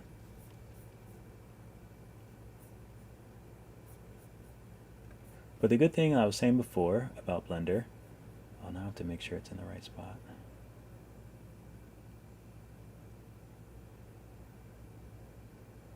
So the good thing is about Blender is you can go to File, Recover, Autosave, Rhino Beetle. So this was at 41. So that was a couple minutes ago. And it looks like the teeth are done. I don't think there's anything else I did after that. Oh, the only thing I did was make this more rough. Okay. And maybe this more rough. Okay, so we'll save. The teeth look like they have their subsurface and everything. Yeah, they do. Okay, good. So we'll just save it officially. And it looks good. Do I want to put any... So now that we saved it, I'm just curious if that concrete will work. So if I do concrete,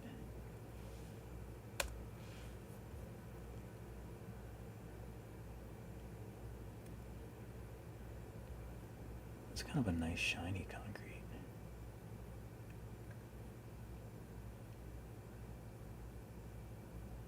That's kind of cool, but why is it shining through the...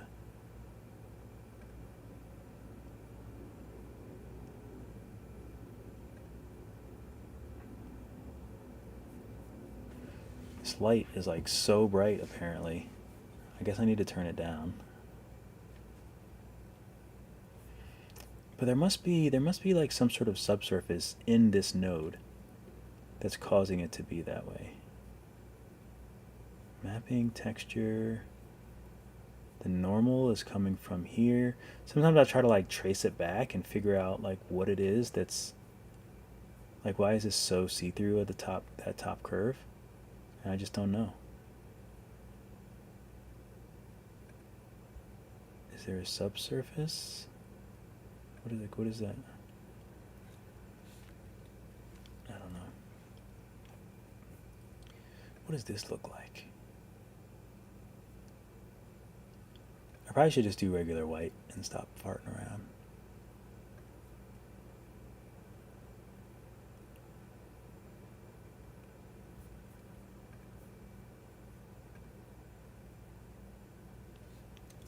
Well, that's kind of nice.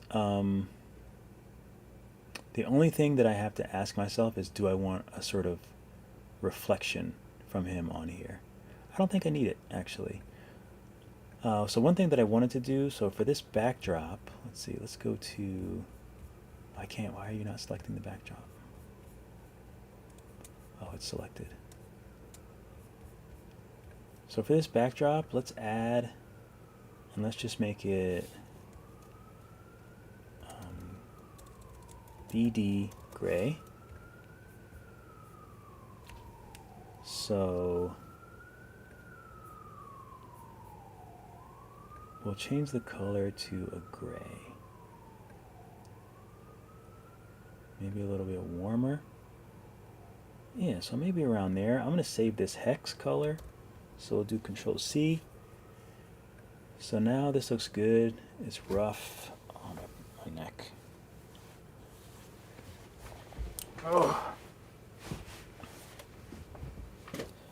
Oh, I can't believe my neck hurts so much. I guess I'm like looking up too much.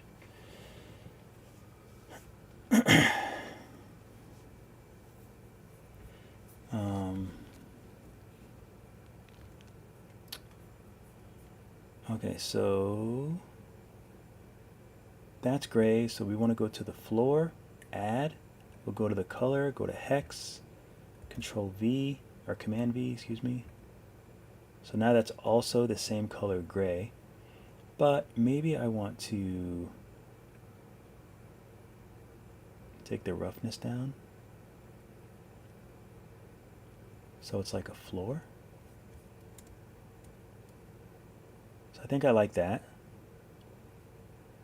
But maybe this should be the same. So we'll just take the concrete and we can just get rid of it and then just go to,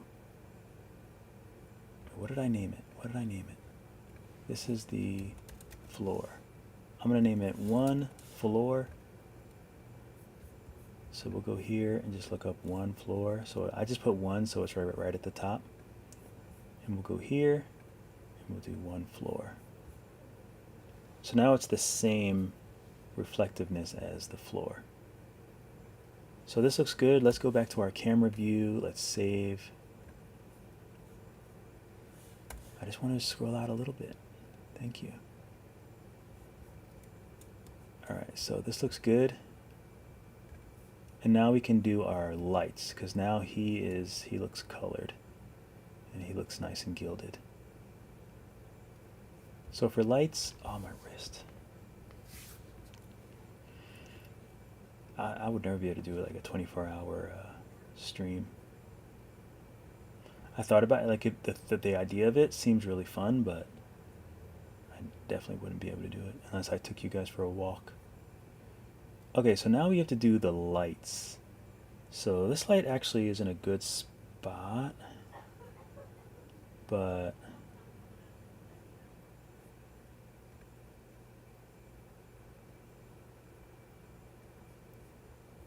I usually use area lights. So let's use an area light and see what we get. So you can't really see it, but I want to make it bigger, and I think I might want to make this one kind of squarish. Or it's already a rectangle, so let's just make it bigger. Alright, now we can kind of see it. Okay, so we'll make it a little bit wider, kind of like this, and then we'll rotate it. Oh, no, it's the wrong way. We'll rotate it this way. And you can see that's very, very bright. So we'll rotate it. We'll go ahead and do local.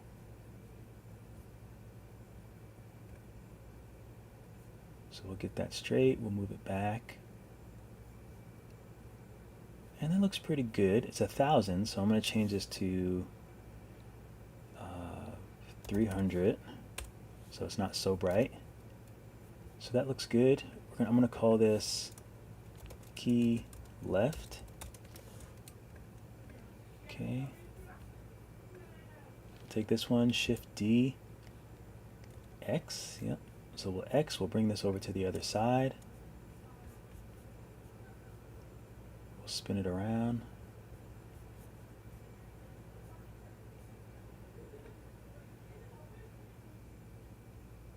Never get used to moving it, scrolling it down when you clearly want to scroll it left.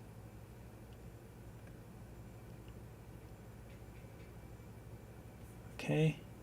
So this one I might make round. Oh, I should make the other one round maybe. Maybe the key should be on this side since we're looking at it in this direction. So this is going to be, we'll keep this one square, we'll keep the other one round. Okay, so let's turn this a little bit more. I'm okay that it lights up the floor. Pull it back a bit. And I want to change, I don't want the spread to be so much. I think I'm going to put it to 90. And I will make it a little bit thinner, but we'll make it a little taller. 300, so we'll put this at maybe 150 because it's a little bright still. We'll put it at 75. Put it at 50. Okay, so we have a little bit of light on the other side. We have the light here. So this is going to be, let's make sure we change this to key right. So this is going to be the main key light. So essentially what I do for the main key light is I try to get that nice round light pop in the eye. So I'm going to change this to, I'm going to change this to ellipse. Okay, I'll make it a little bit longer. So now I just have to find it. Even though I like where it's positioned now, I have to find it in the eye. So I want to get it on that pupil.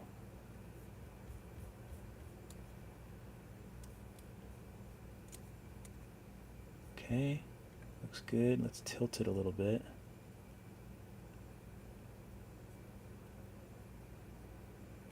Let's bring it a little closer.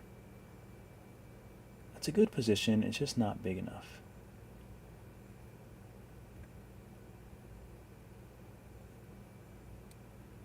Okay, there we go. So now I don't want it so, something like that. Move it up.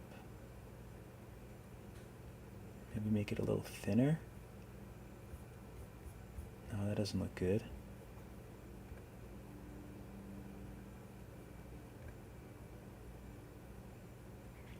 So you can kind of see what I'm doing. I'm just really trying to get it exactly where I want it. I like it there. Yeah, that looks good. Maybe a little bit more on top.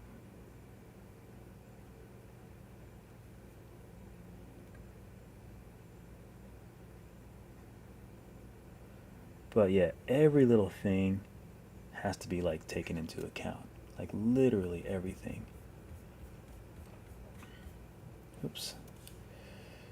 Okay, so I think that looks pretty good. Obviously it's still pretty dark in the room, but I still don't know why his toes are so bright. I don't understand why those particular pieces are so bright. Okay, so anyway, let's save. I don't know how to do like weight painting or something. There's ways to like make things react more or less, but I don't know how to do any of it. What's up, Pete? Hey Dave, loving the stream. I have the same issue with my neck. I've been sat at my computer for 2 days and I'm in so much discomfort. It's the micro movements. Yeah, it is. It is. It's killer. I have because I have to sit in like the corner of my space too. So it's like that doesn't help. Like I have to sit like kind of at a weird angle because my desk is actually like facing this way. So I have to sit like with my knees like on either side of like this little shelf thing that's built into my IKEA desk. And then my armchairs are pretty low, so I use this thing on one of my armchairs so that my arm can rest on it, because I have my computer, which is like it's like down here. So at least I have my arm kind of like this, but my arm can rest on something. But it's really like I cannot wait till I just have like space and like a desk. That would be amazing.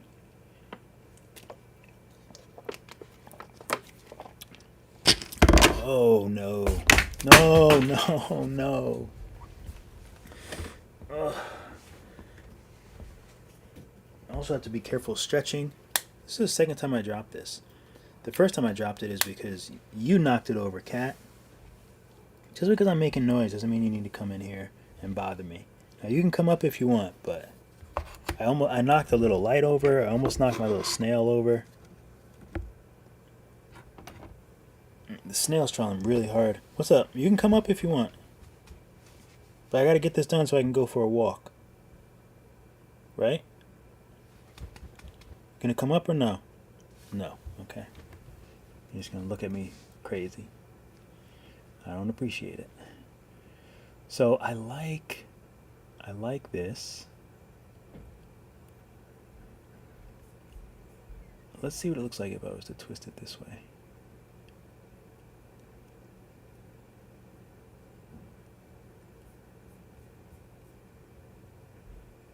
Sometimes I like to do things just like differently than I normally do them.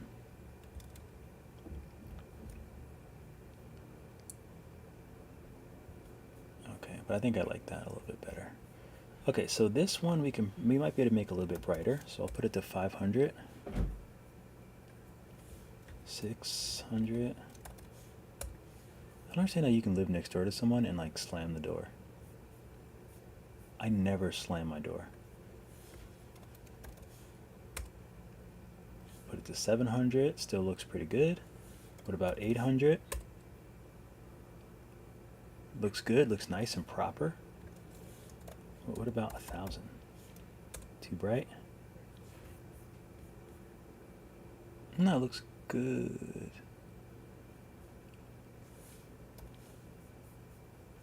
It actually looks pretty good. Okay, so now there's also the environment. So the environment also plays a role, plays a factor in how everything looks. For example, right now it's at like this color, but if I put it up really high, then you can see like everything is just much brighter.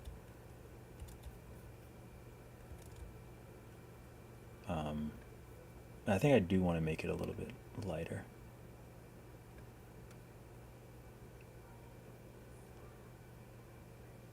I think I like it there. Okay. So now, okay, so I like these two lights. I'm seeing like a dark shadow on the side of this though. I don't think I'm really crazy about that, so I might have to move this light over.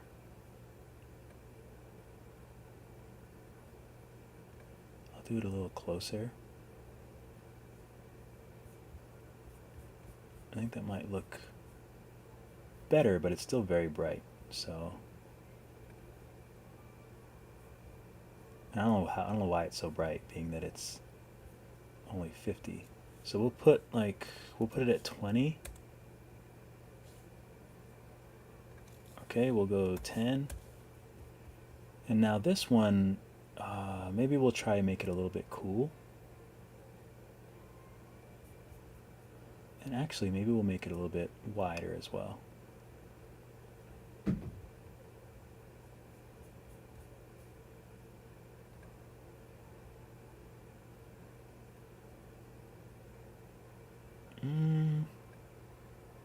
We'll do it a little bit sharper. Now that I made it a little bit wide, I might want to bump this up to maybe 20.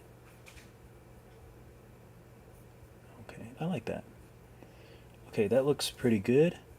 And also it will be, you can kind of see the reflection of the podium and the floor, so I don't think I need to put a light there. I like this. I like being able to see the reflection of the floor and stuff like that.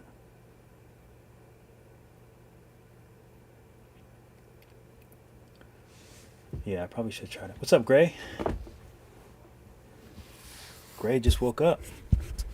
Also, you guys can hear me okay? I probably should have had my... Let me know if this is better. Is it better? Do I sound better now? I completely forgot to put my mic closer to my face. It's a rhino beetle, but Kuro will fill you in on what I'm making. I think they know the official terms and everything of what he is.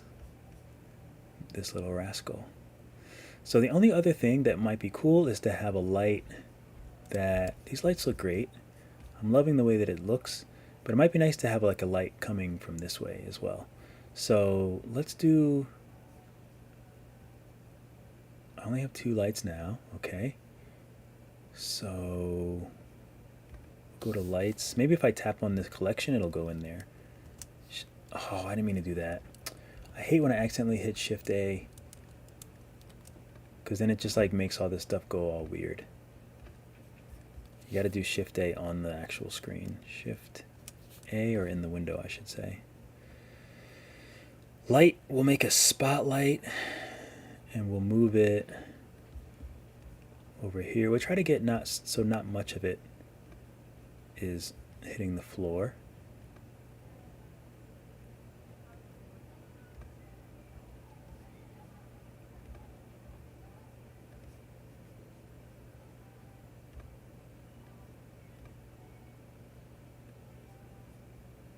Okay, and I'll try to use this little blue thing to make it the beam a little thinner. Just scroll out for me, thank you. Alright, so now let's see. It's only 10%, so that's probably why I can't see it. So let's put this to 1,000. It should be reversed. 1,000, I still can't see it. Let's go 5,000 and see if I can see. Oh, now I can see it. Alright. Let's go ahead and let's change the global so I can just move it left and right. So obviously this is kind of like in Nomad, I always do edge. I always make like a light for the edge. Okay, you can get out of here. Just let me see. Oh, isn't there a way to make the whole thing smaller too? I can never remember how to make the thing smaller.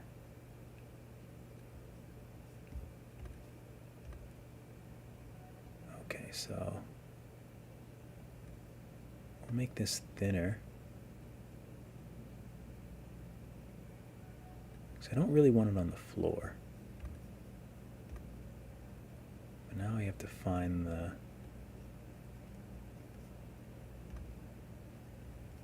beetle again. Oh, there it is. There it is.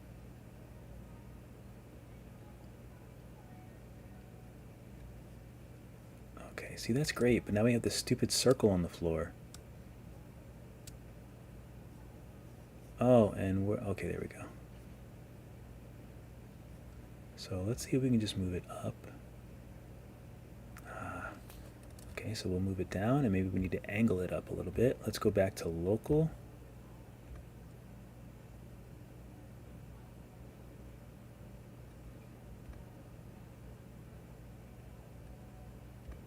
Okay, we'll put it down lower and we'll angle it up.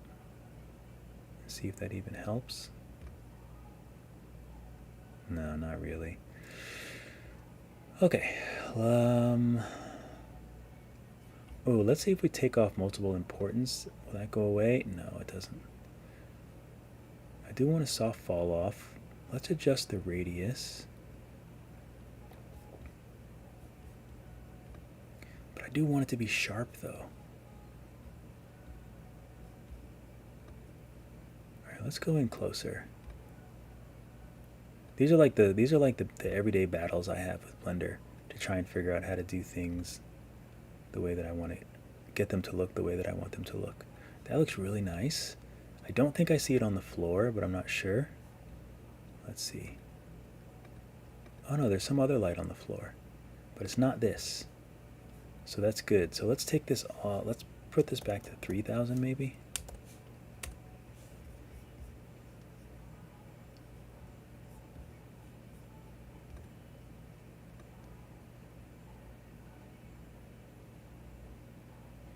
I really don't want that much of it showing. Just a sliver. Okay, that looks good, and it's very, very, very bright, so I'm going to put it at like 1,000. Maybe make it a little warm.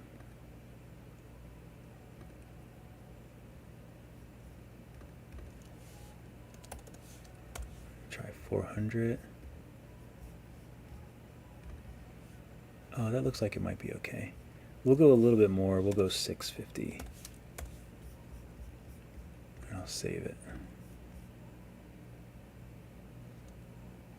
Okay, so I think that looks pretty decent.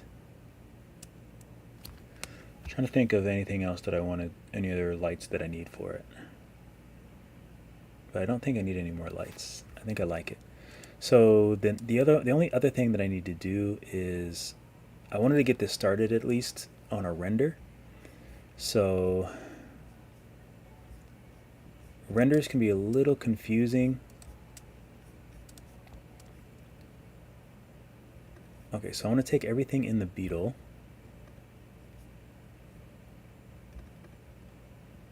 So I'm gonna, oh, actually, I think if I select everything in the beetle, this is where it gets confusing. So now I want to right click. I'm really like clicking with 2 fingers since I'm using a laptop on my wrist. So snap cursor to selected. So that'll put the cursor where I want it to go. So now I want to add an empty, which is just like an empty container. So I'll use a cube because this is what I want to spin, the empty. So I have to select everything in the beetle and then select the empty. I feel like, okay, we're gonna do this. Okay, now I'm gonna select the empty. I don't want anything behind it. Okay, so now I'll do Command P, set parent to object, keep transform. Okay, so now we have the empty here with everything inside of it. So this thing is just going to spin. So we'll go to item, view, tool. Where's my window? Come on. Why are you being silly? So rotation. So now we have to change this to timeline, I think. 1 to 200. So for 1, I want this to be the actual set spot, so we'll save it. And I want this to be 0. So I'm going to press this little button here, so anything I do will just make a keyframe. But I still have to go here and press I to set it. And then I go to the last keyframe, and I set this to 360 and hit enter, and it should make it automatically. So I'm going to switch this to, or I'm going to switch it to solid, just to make sure I have everything right. Okay, so it looks good. The only issue I have is I don't really like it slowing down and speeding up. I just want a regular turntable. So I have to, I'm going to uncheck this. I have to go to Graph Editor. I'm so glad I never have to learn this again.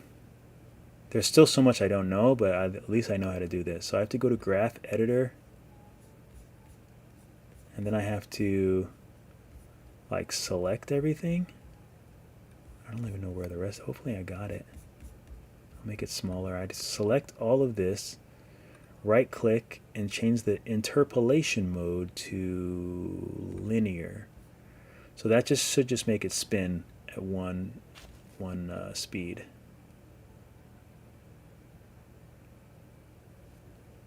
Okay, so that looks good. So I'm going to go back to my timeline, back to 0, or back to 1, and save.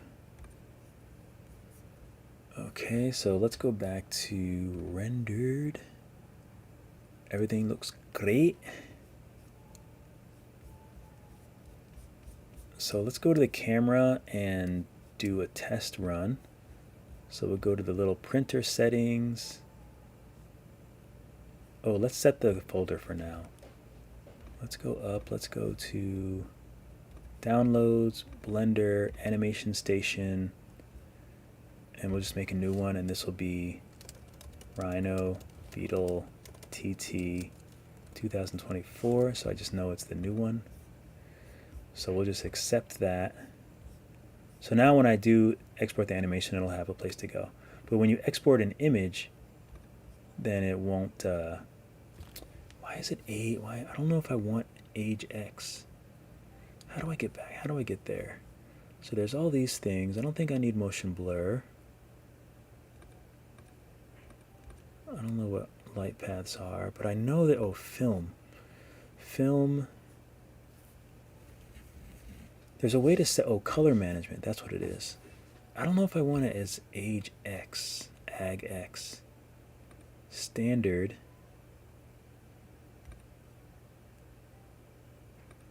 Chronos. Filmic. I think I just want standard.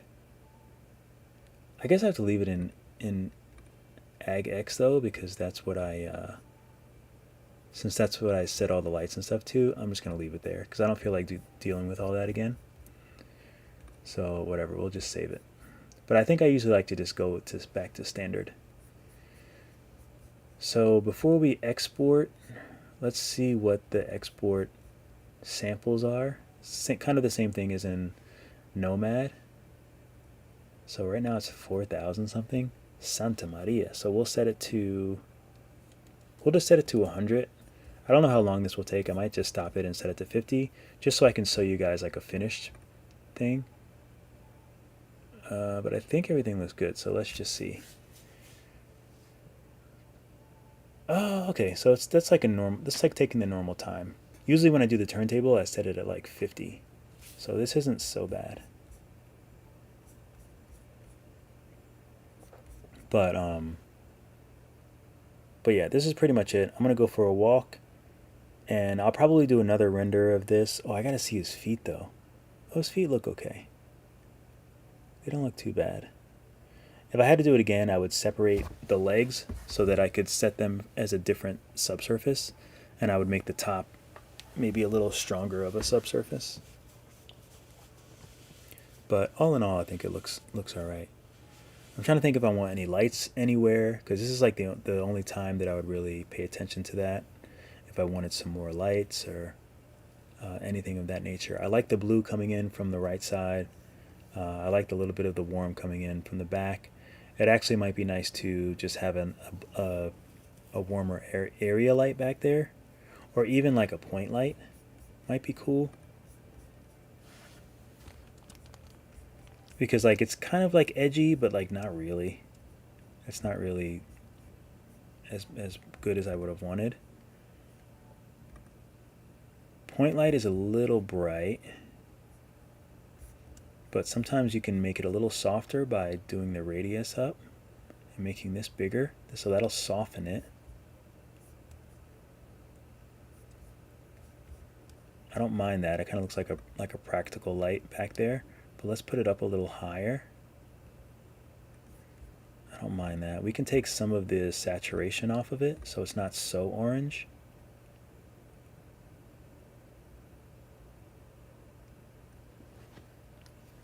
Sorry, my itchy ears. So it's not that orange, and then we can take the power off of it. We'll put it at like half and see what that looks like. But I think that looks nice. I think that looks a little bit better. And I think this probably stopped once I changed things. But yeah, it looks okay. This is the only thing that looks bad. But I guess I didn't give it a chance to denoise. But it does look pretty good. I think the whole thing maybe can move over a smidge. Maybe I'll move the camera over a little bit. We'll close this. Let's take a look. Yeah, see here it's really close to the edge. So let's take the camera and just slide it over a little bit.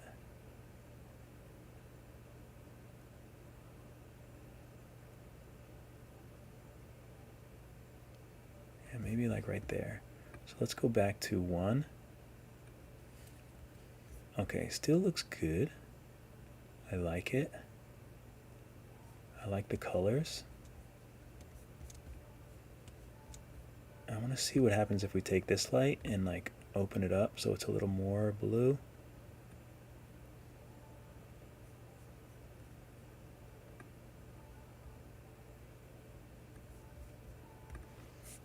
I'll put it to 50. That looks nice. So now it looks like more light, like blue light coming from a bigger area, which I don't mind that. I don't mind it feeling like it's coming from like a big window or something. But I don't like that, maybe I'll take multiple importance off.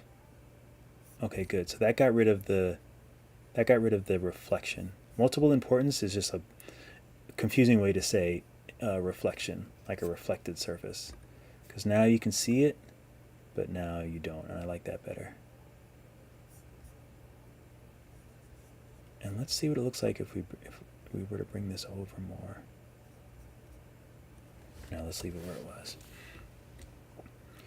Okay, cool. So, you know what actually would be really nice if I did in Nomad, if I made a little thing wrapped around here with like a little bit of like rope or like a string and then like a star, but the star like glowed. That would look really nice because then I could make everything else really dark. I might have to do that now, but we'll see. Okay, so I think this looks good. I'm gonna put a little bit more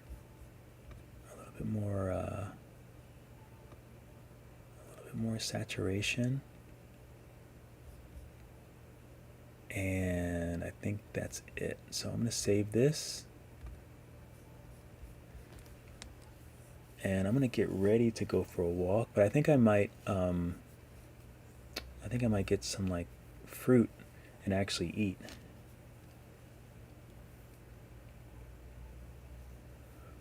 That is true. I could turn on the specular on the floor.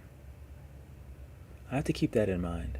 I usually don't mind the lights. Sometimes I don't mind them reflected, but I never really think, like sometimes I don't put that two and two together. I'll turn off multiple importance on the light, but I'll forget that I can do the specular on the floor. So that's a good call. And that's exactly why I have a different background, because I can probably take the specular off the background altogether as well. That probably would be helpful. Let's see. Changed it a little bit.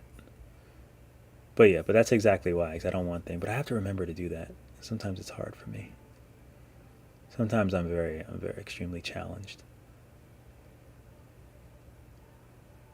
I wonder if I turn the specular up on the eye white, how that will look.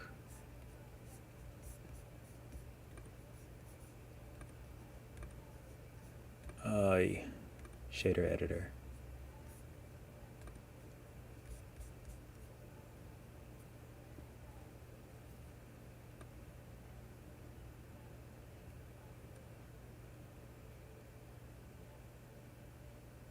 Okay, we'll leave it where it was. I love to experiment. That is one thing I love to do, is experiment. I wonder if I have any, let me save. I wonder if I have any mushrooms on this computer. Import GLTF, alligator box, props, mush tip, mushrooms too. Why don't I have those other mushrooms? I know that they're here somewhere. I know that they're here. I know for a fact.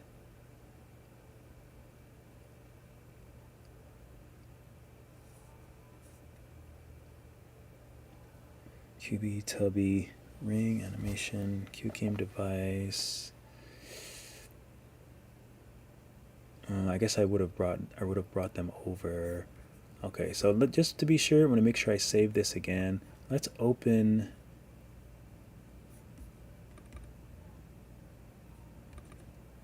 Sometimes you put things somewhere and they just love to just disappear. Loves to disappear. Q device. This better be like by date modified. Mushrooms 2. I don't know if those aren't the right mushrooms. So let's cancel this. Let's open recent.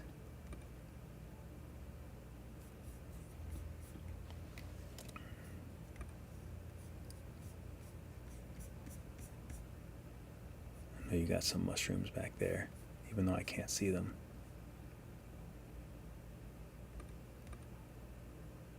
Mushrooms. Okay, so we'll take that. We'll export GLTF. You got to remember to export include selected objects. I don't need any animation. and we're going to send them to props, and we're going to rename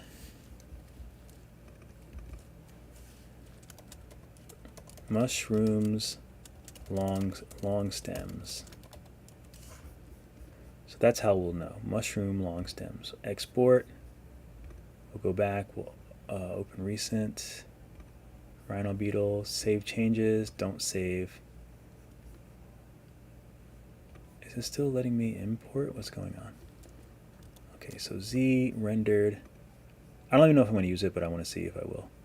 So we'll do import GLTF, not animation station, but alligator box, props. Did I not put it in props? Where did I put it?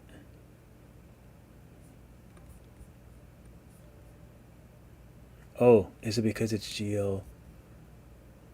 Did I not save it as a, did I save it as a Blender file? Import.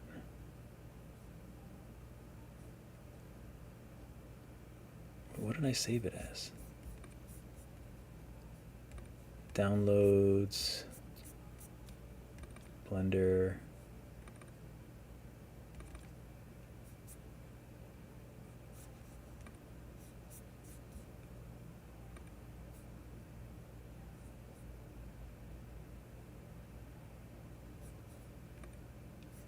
Did I save it to downloads? Rhino parts.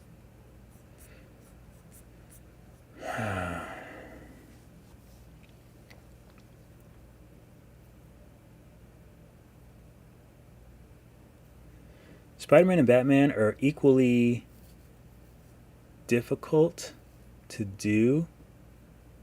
I don't think it matters. Those are both fairly advanced classes, for sure. So I don't really think it matters. I guess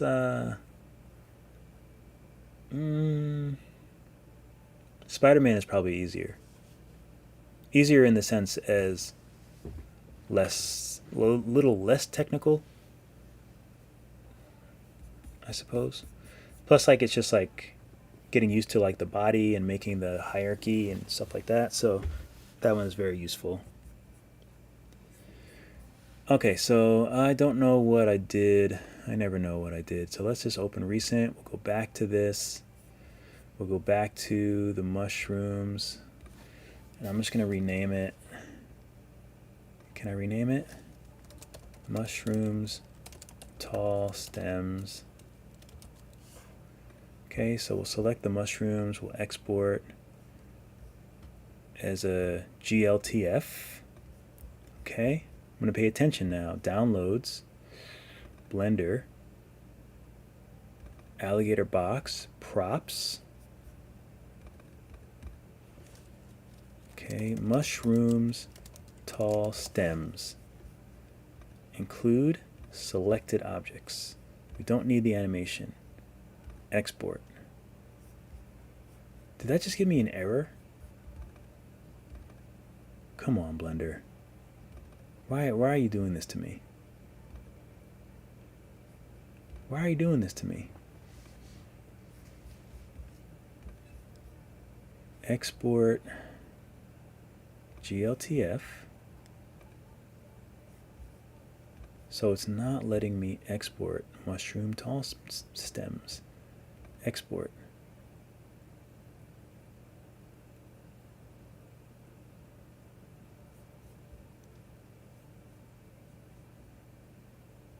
Oh well. It's not going to be any mushrooms in it. That's fine. Open recent, rhino beetle, don't save. Yeah, somehow, for some reason, I can probably send them from here. Oh, I don't even have that on, do I? I don't. Let's go back to Mac screen. But I do have them here somewhere. Files. Done. On my iPad, 2024. Oh, these better be the right mushrooms. Share,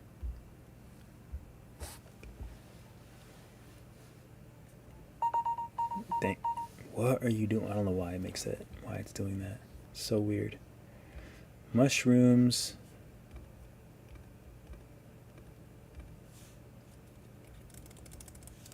Tall stems. Now stop playing games with me. So we're going to go, you know what, matter of fact, we're going to copy. Nope, not the word. I don't want to copy just the word. I want to copy the whole thing. But now I have to find it again. Copy. Blender. Alligator box. Props. I'm just going to put 2 so there's no confusion. So now I know for a fact that they're here. So you cannot play games with me anymore because I just put them there. 3D alligator box, props. And now all this for something that I probably won't even use, and I don't see the enter thing, so I guess I can't import it. Appreciate that, Blender. 3D alligator box, props, mushroom tall stems.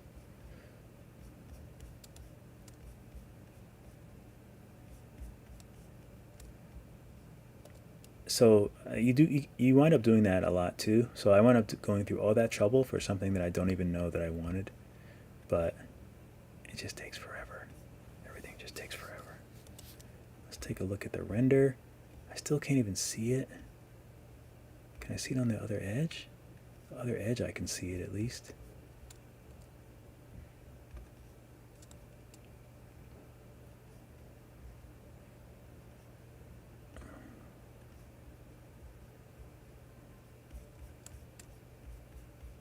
So I don't know if I want it in the back part of the podium or the front part of the podium.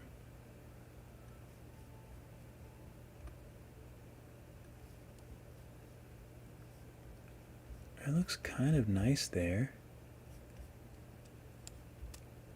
But it might also look nice over here.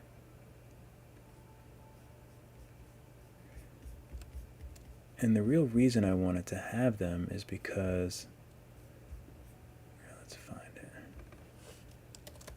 Mushrooms, tall stems.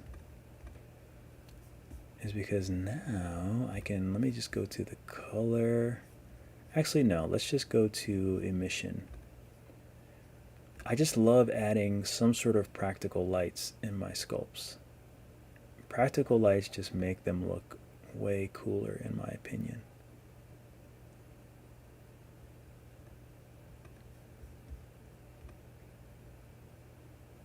Okay, so I can't get them to be that orange, so I might have to change the original color to RGB.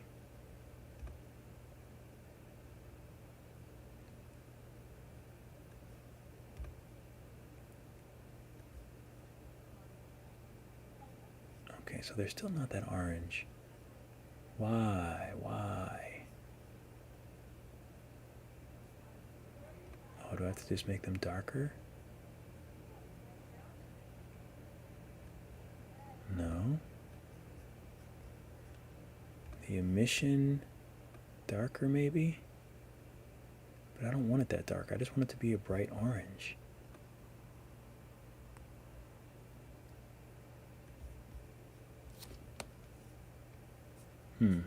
Maybe it's the roughness?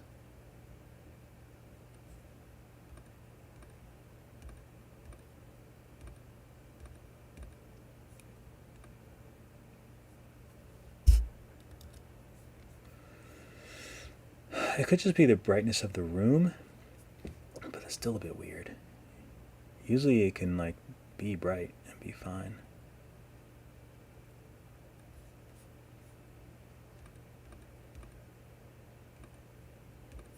Oh, maybe this is tinted?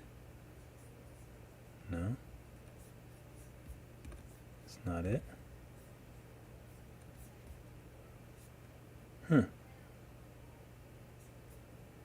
know this is bright enough.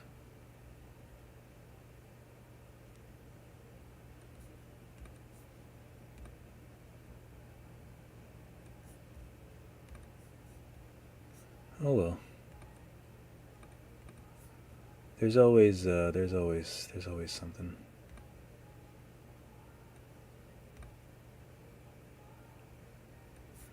Anyway, let's see how that looks. So do you think with the mushrooms or without the mushrooms? Let's take a closer look.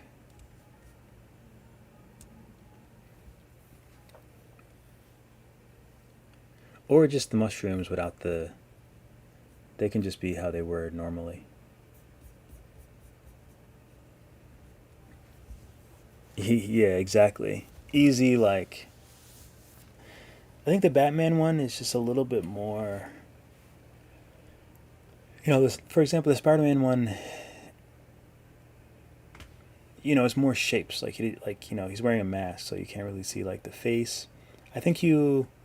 I would say do the Spider-Man one before you do the Batman one. For sure. With. Nice. I don't know why I didn't expect that.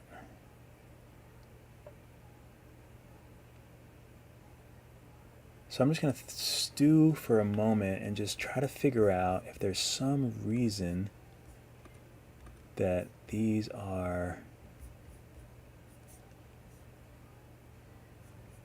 I'm just going to try from scratch. I can always just come back to it. I just want to try from scratch. Okay, so now they're super orange. So now if I do an emission, and that's also orange.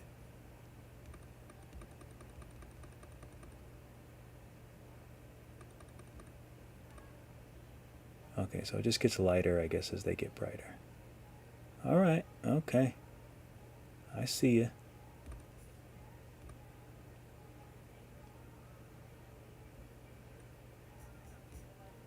And do we want them to be orange or white?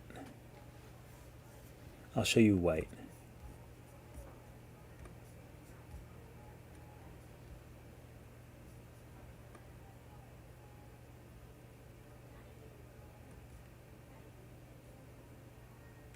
Or like a nice glowy green.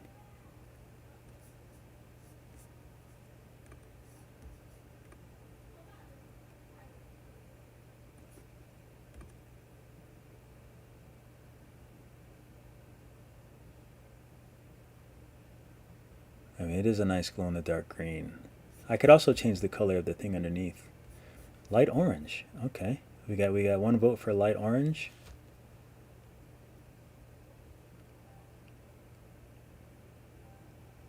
Is that going to be it? Is light orange it?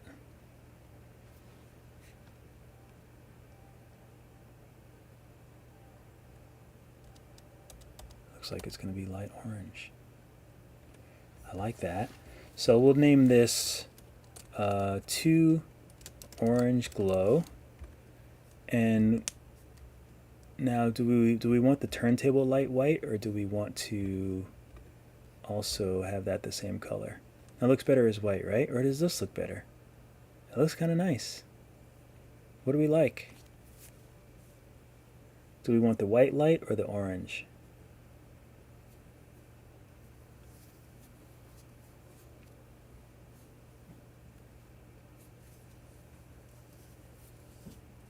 I could probably make it a little darker in the room too.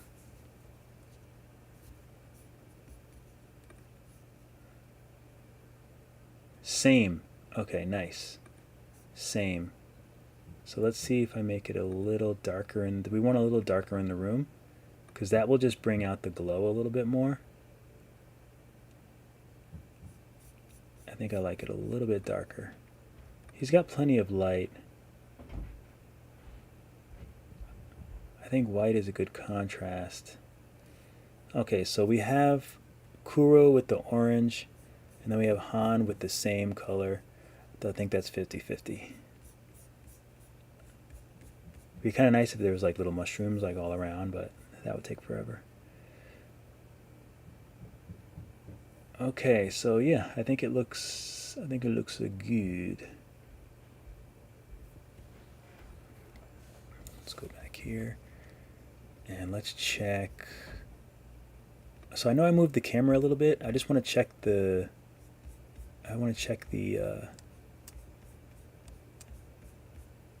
focus Okay, looks like it's in focus.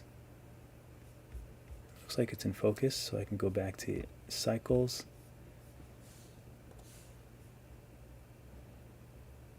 Okay.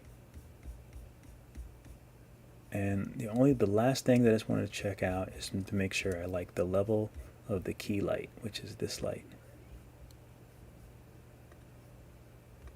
So let's see if it was at like 600.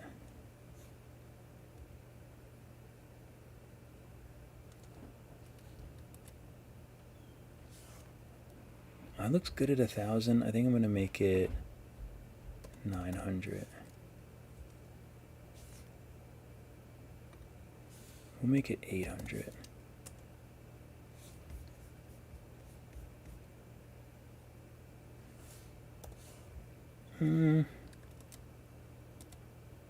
I'll keep it at 1,000. All right, I'm saving it. That's it.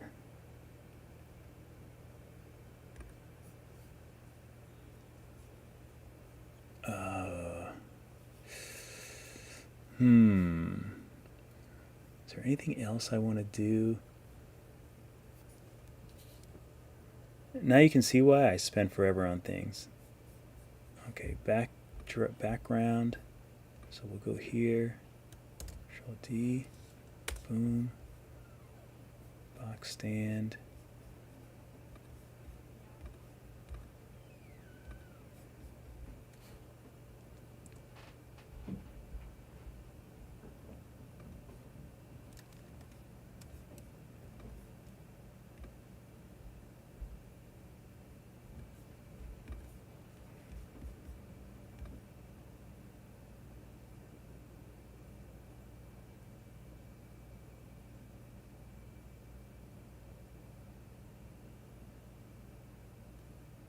Okay, what do we think? Do we keep it or do we not?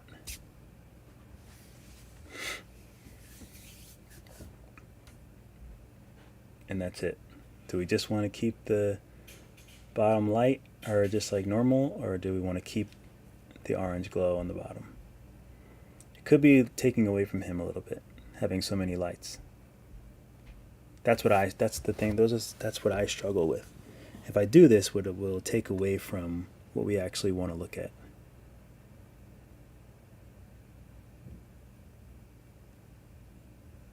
It might take away a little bit too much. Yeah, I think it's too much as well. I like it, but I need to keep the focus on the little guy. So we'll just hit save. All right, so I'm going to do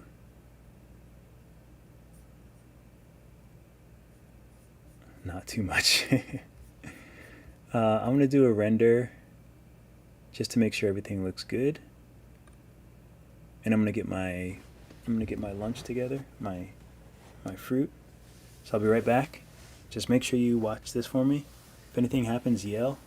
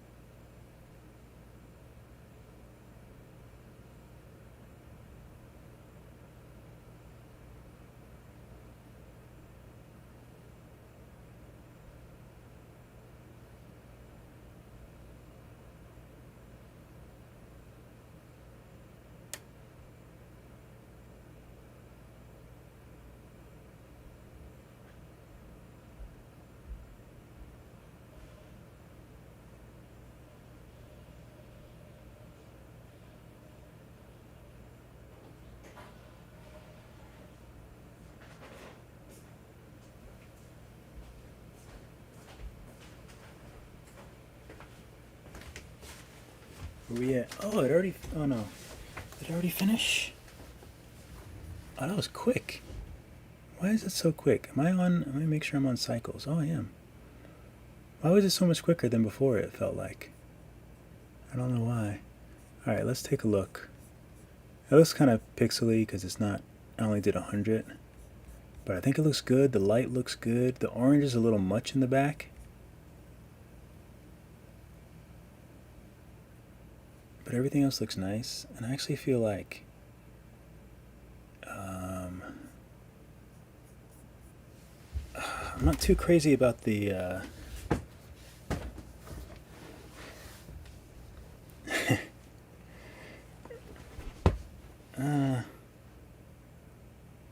I like it, but like I was saying before, I think if I'm going to spend all this time for this stupid thing to make a turntable, it's going to take forever. I like it, but let's go back to Eevee, and I just think it needs to be a better frame. Like there's just like so much extra space, and I don't think it does any favors. So should I move the camera in or should I zoom in? I'll move the camera in.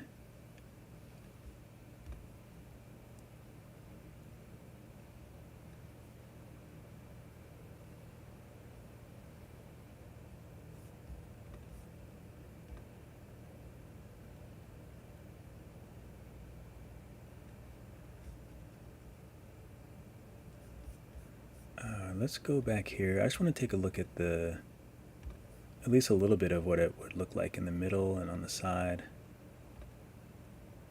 Ooh, see, that's completely out of frame. That's in frame. That's out of frame. So maybe we'll take the camera and move it over a smidge so it's not that much out of frame.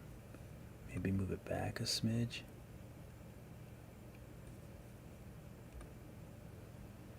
It would be nice if nothing was out of frame, but I don't actually know if that's even possible.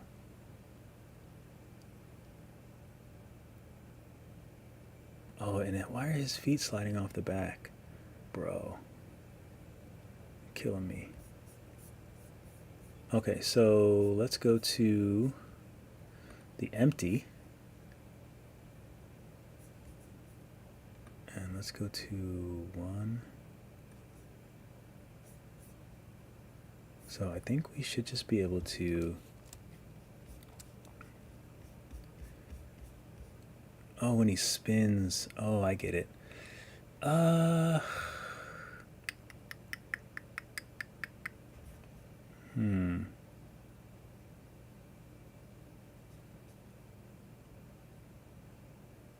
have an idea, but I don't know. So if I take the turntable and the empty, and I parent them, now let's see. Oh, but it does that stupid, yeah, it turns the whole thing because it's not on there straight.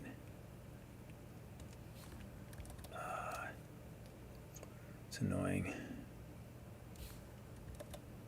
So let's undo that. Maybe I can just move this up.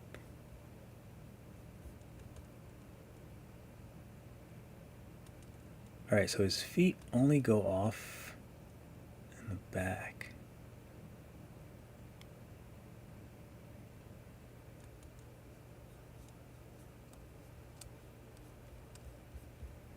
You are such a little bugger.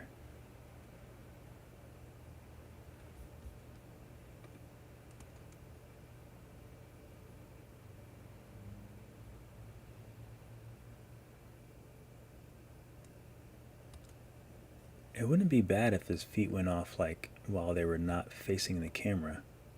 That's the annoying part.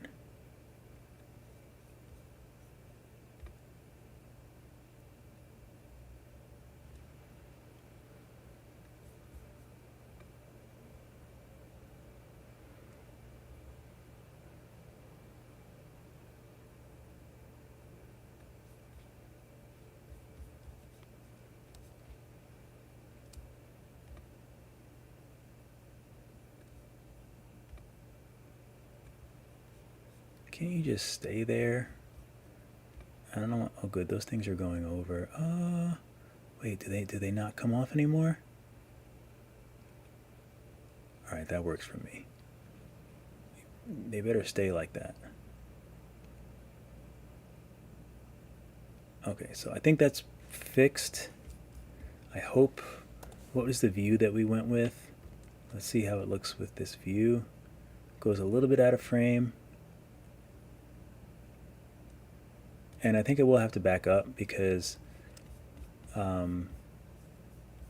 this resolution, the resolution that I'm exporting, like when I upload it to certain things, it's going to be even more cropped. So I am going to have to back up some.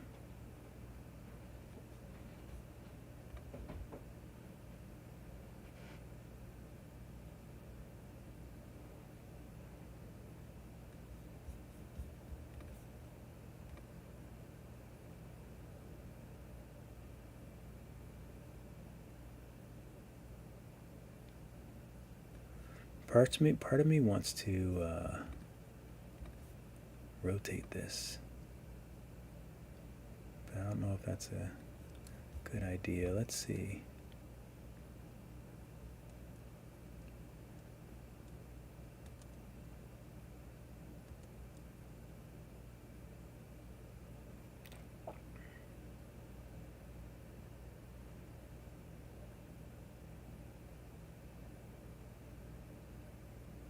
It's decent.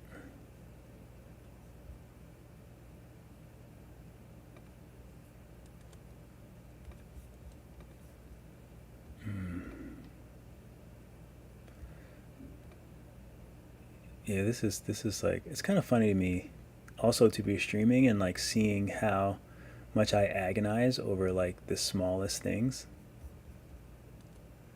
And like it's the stuff that like I literally do like deep into the night and usually no one ever sees or knows about, like these like tiny details that I'm obsessing over because I want it to look a certain way or play a certain way or something like that.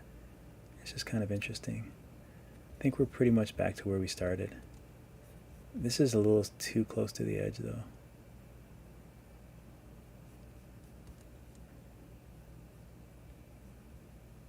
So yeah, I guess I understand why I had it so far back. Doesn't mean I don't really love it, but I guess that's all we have. Oh, it doesn't look like he's sliding off.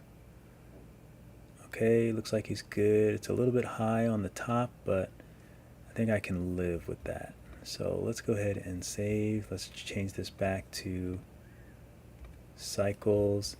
I think I said the orange was a little much for me. So I'm just going to adjust that as well. It was just a little bright. So I'm going to put it to, we'll do half.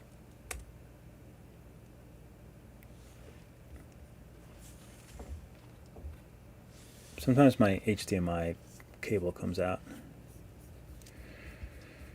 And that's what that was. It's annoying. Ooh, I know the perfect...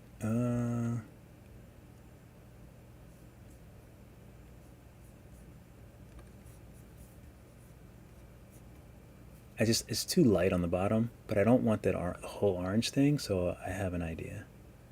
Are we still in props? Or we're still in props?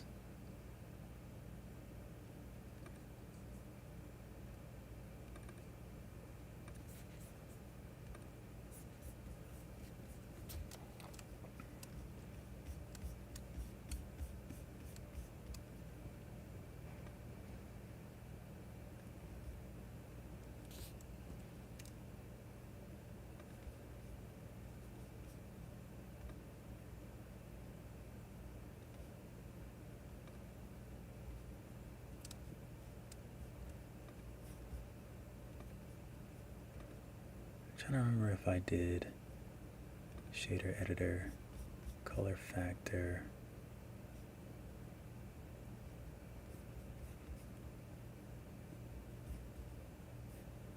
Okay, so even though it's one piece, I have two different materials which you can do, as long as they're labeled correctly.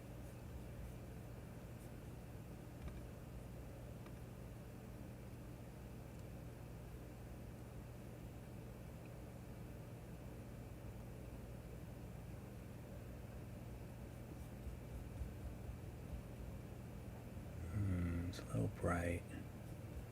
I like it, but it's a little bright.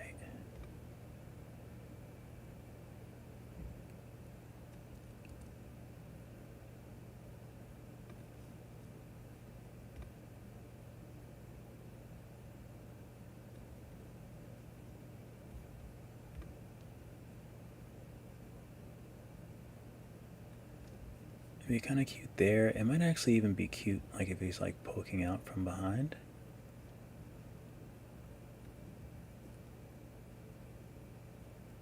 Since I always have him on like, I always have him in different. Yeah, I kind of like him just like hiding there a little bit.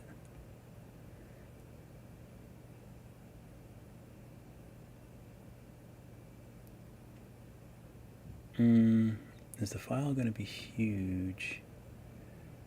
Probably not that big, because usually it's when the sculpts come over from Nomad is what makes them really big. But I'm not sure. Can't you see what you do to me? Our love was meant to be. You are made for me. Some of you will know. If Rad Dad was on, he would know. Let's see.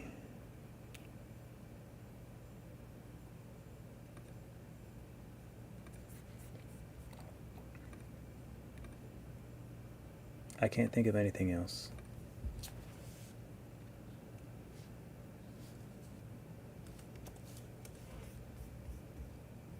Aside from like making the room darker.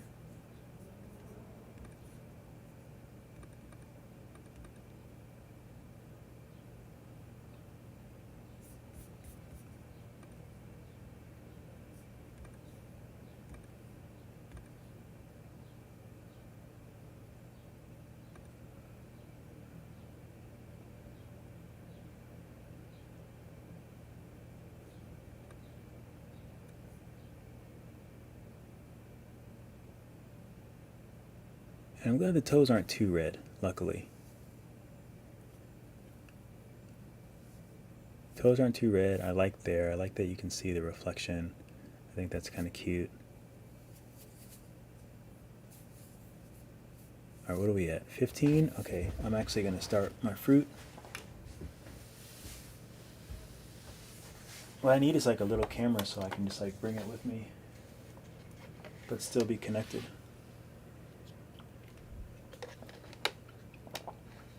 I don't know how far away my continuity camera would go though. Where are we at? 30? And then after this, I'll set the animation. It'll probably take like 5 or 6 hours.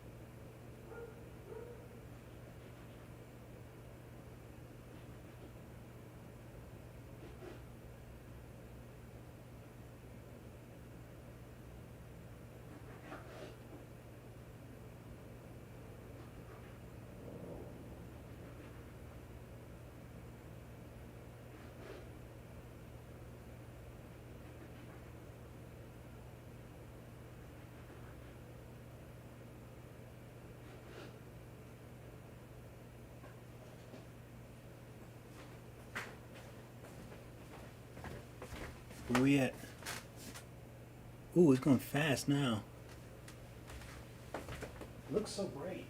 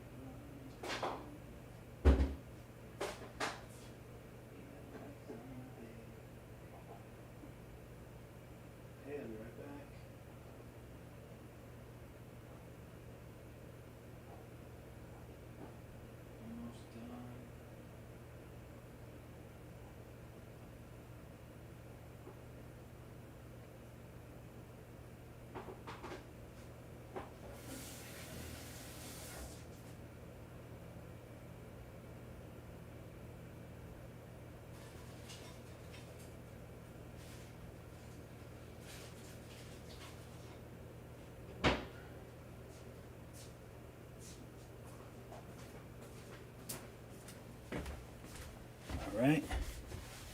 I know you want to see what I made for lunch. Okay. All right, Kuro. Thank you so much. I appreciate it. I appreciate your. I feel like you were my moderator, so I appreciate it. So we'll save this as. What is he? Rhino.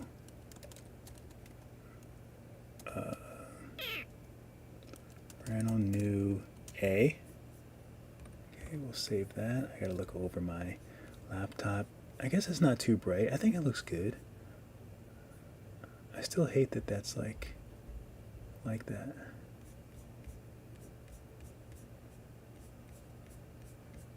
I don't know why it's so pixelated.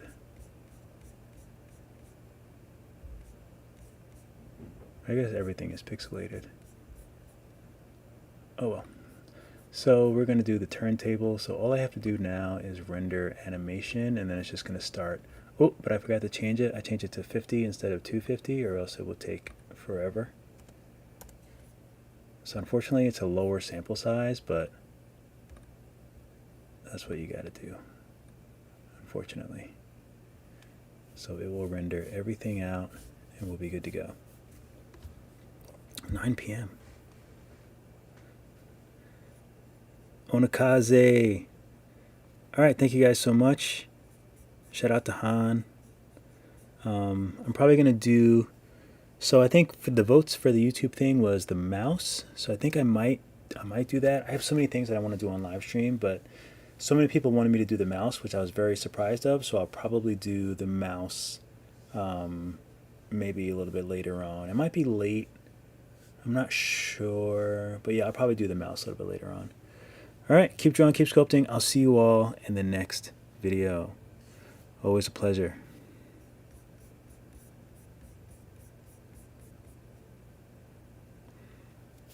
I always feel bad when I like jump off and then like another thing comes through. So I figure I'm going to give it a good 10-15 seconds before I actually sign out. Okay, stop stream.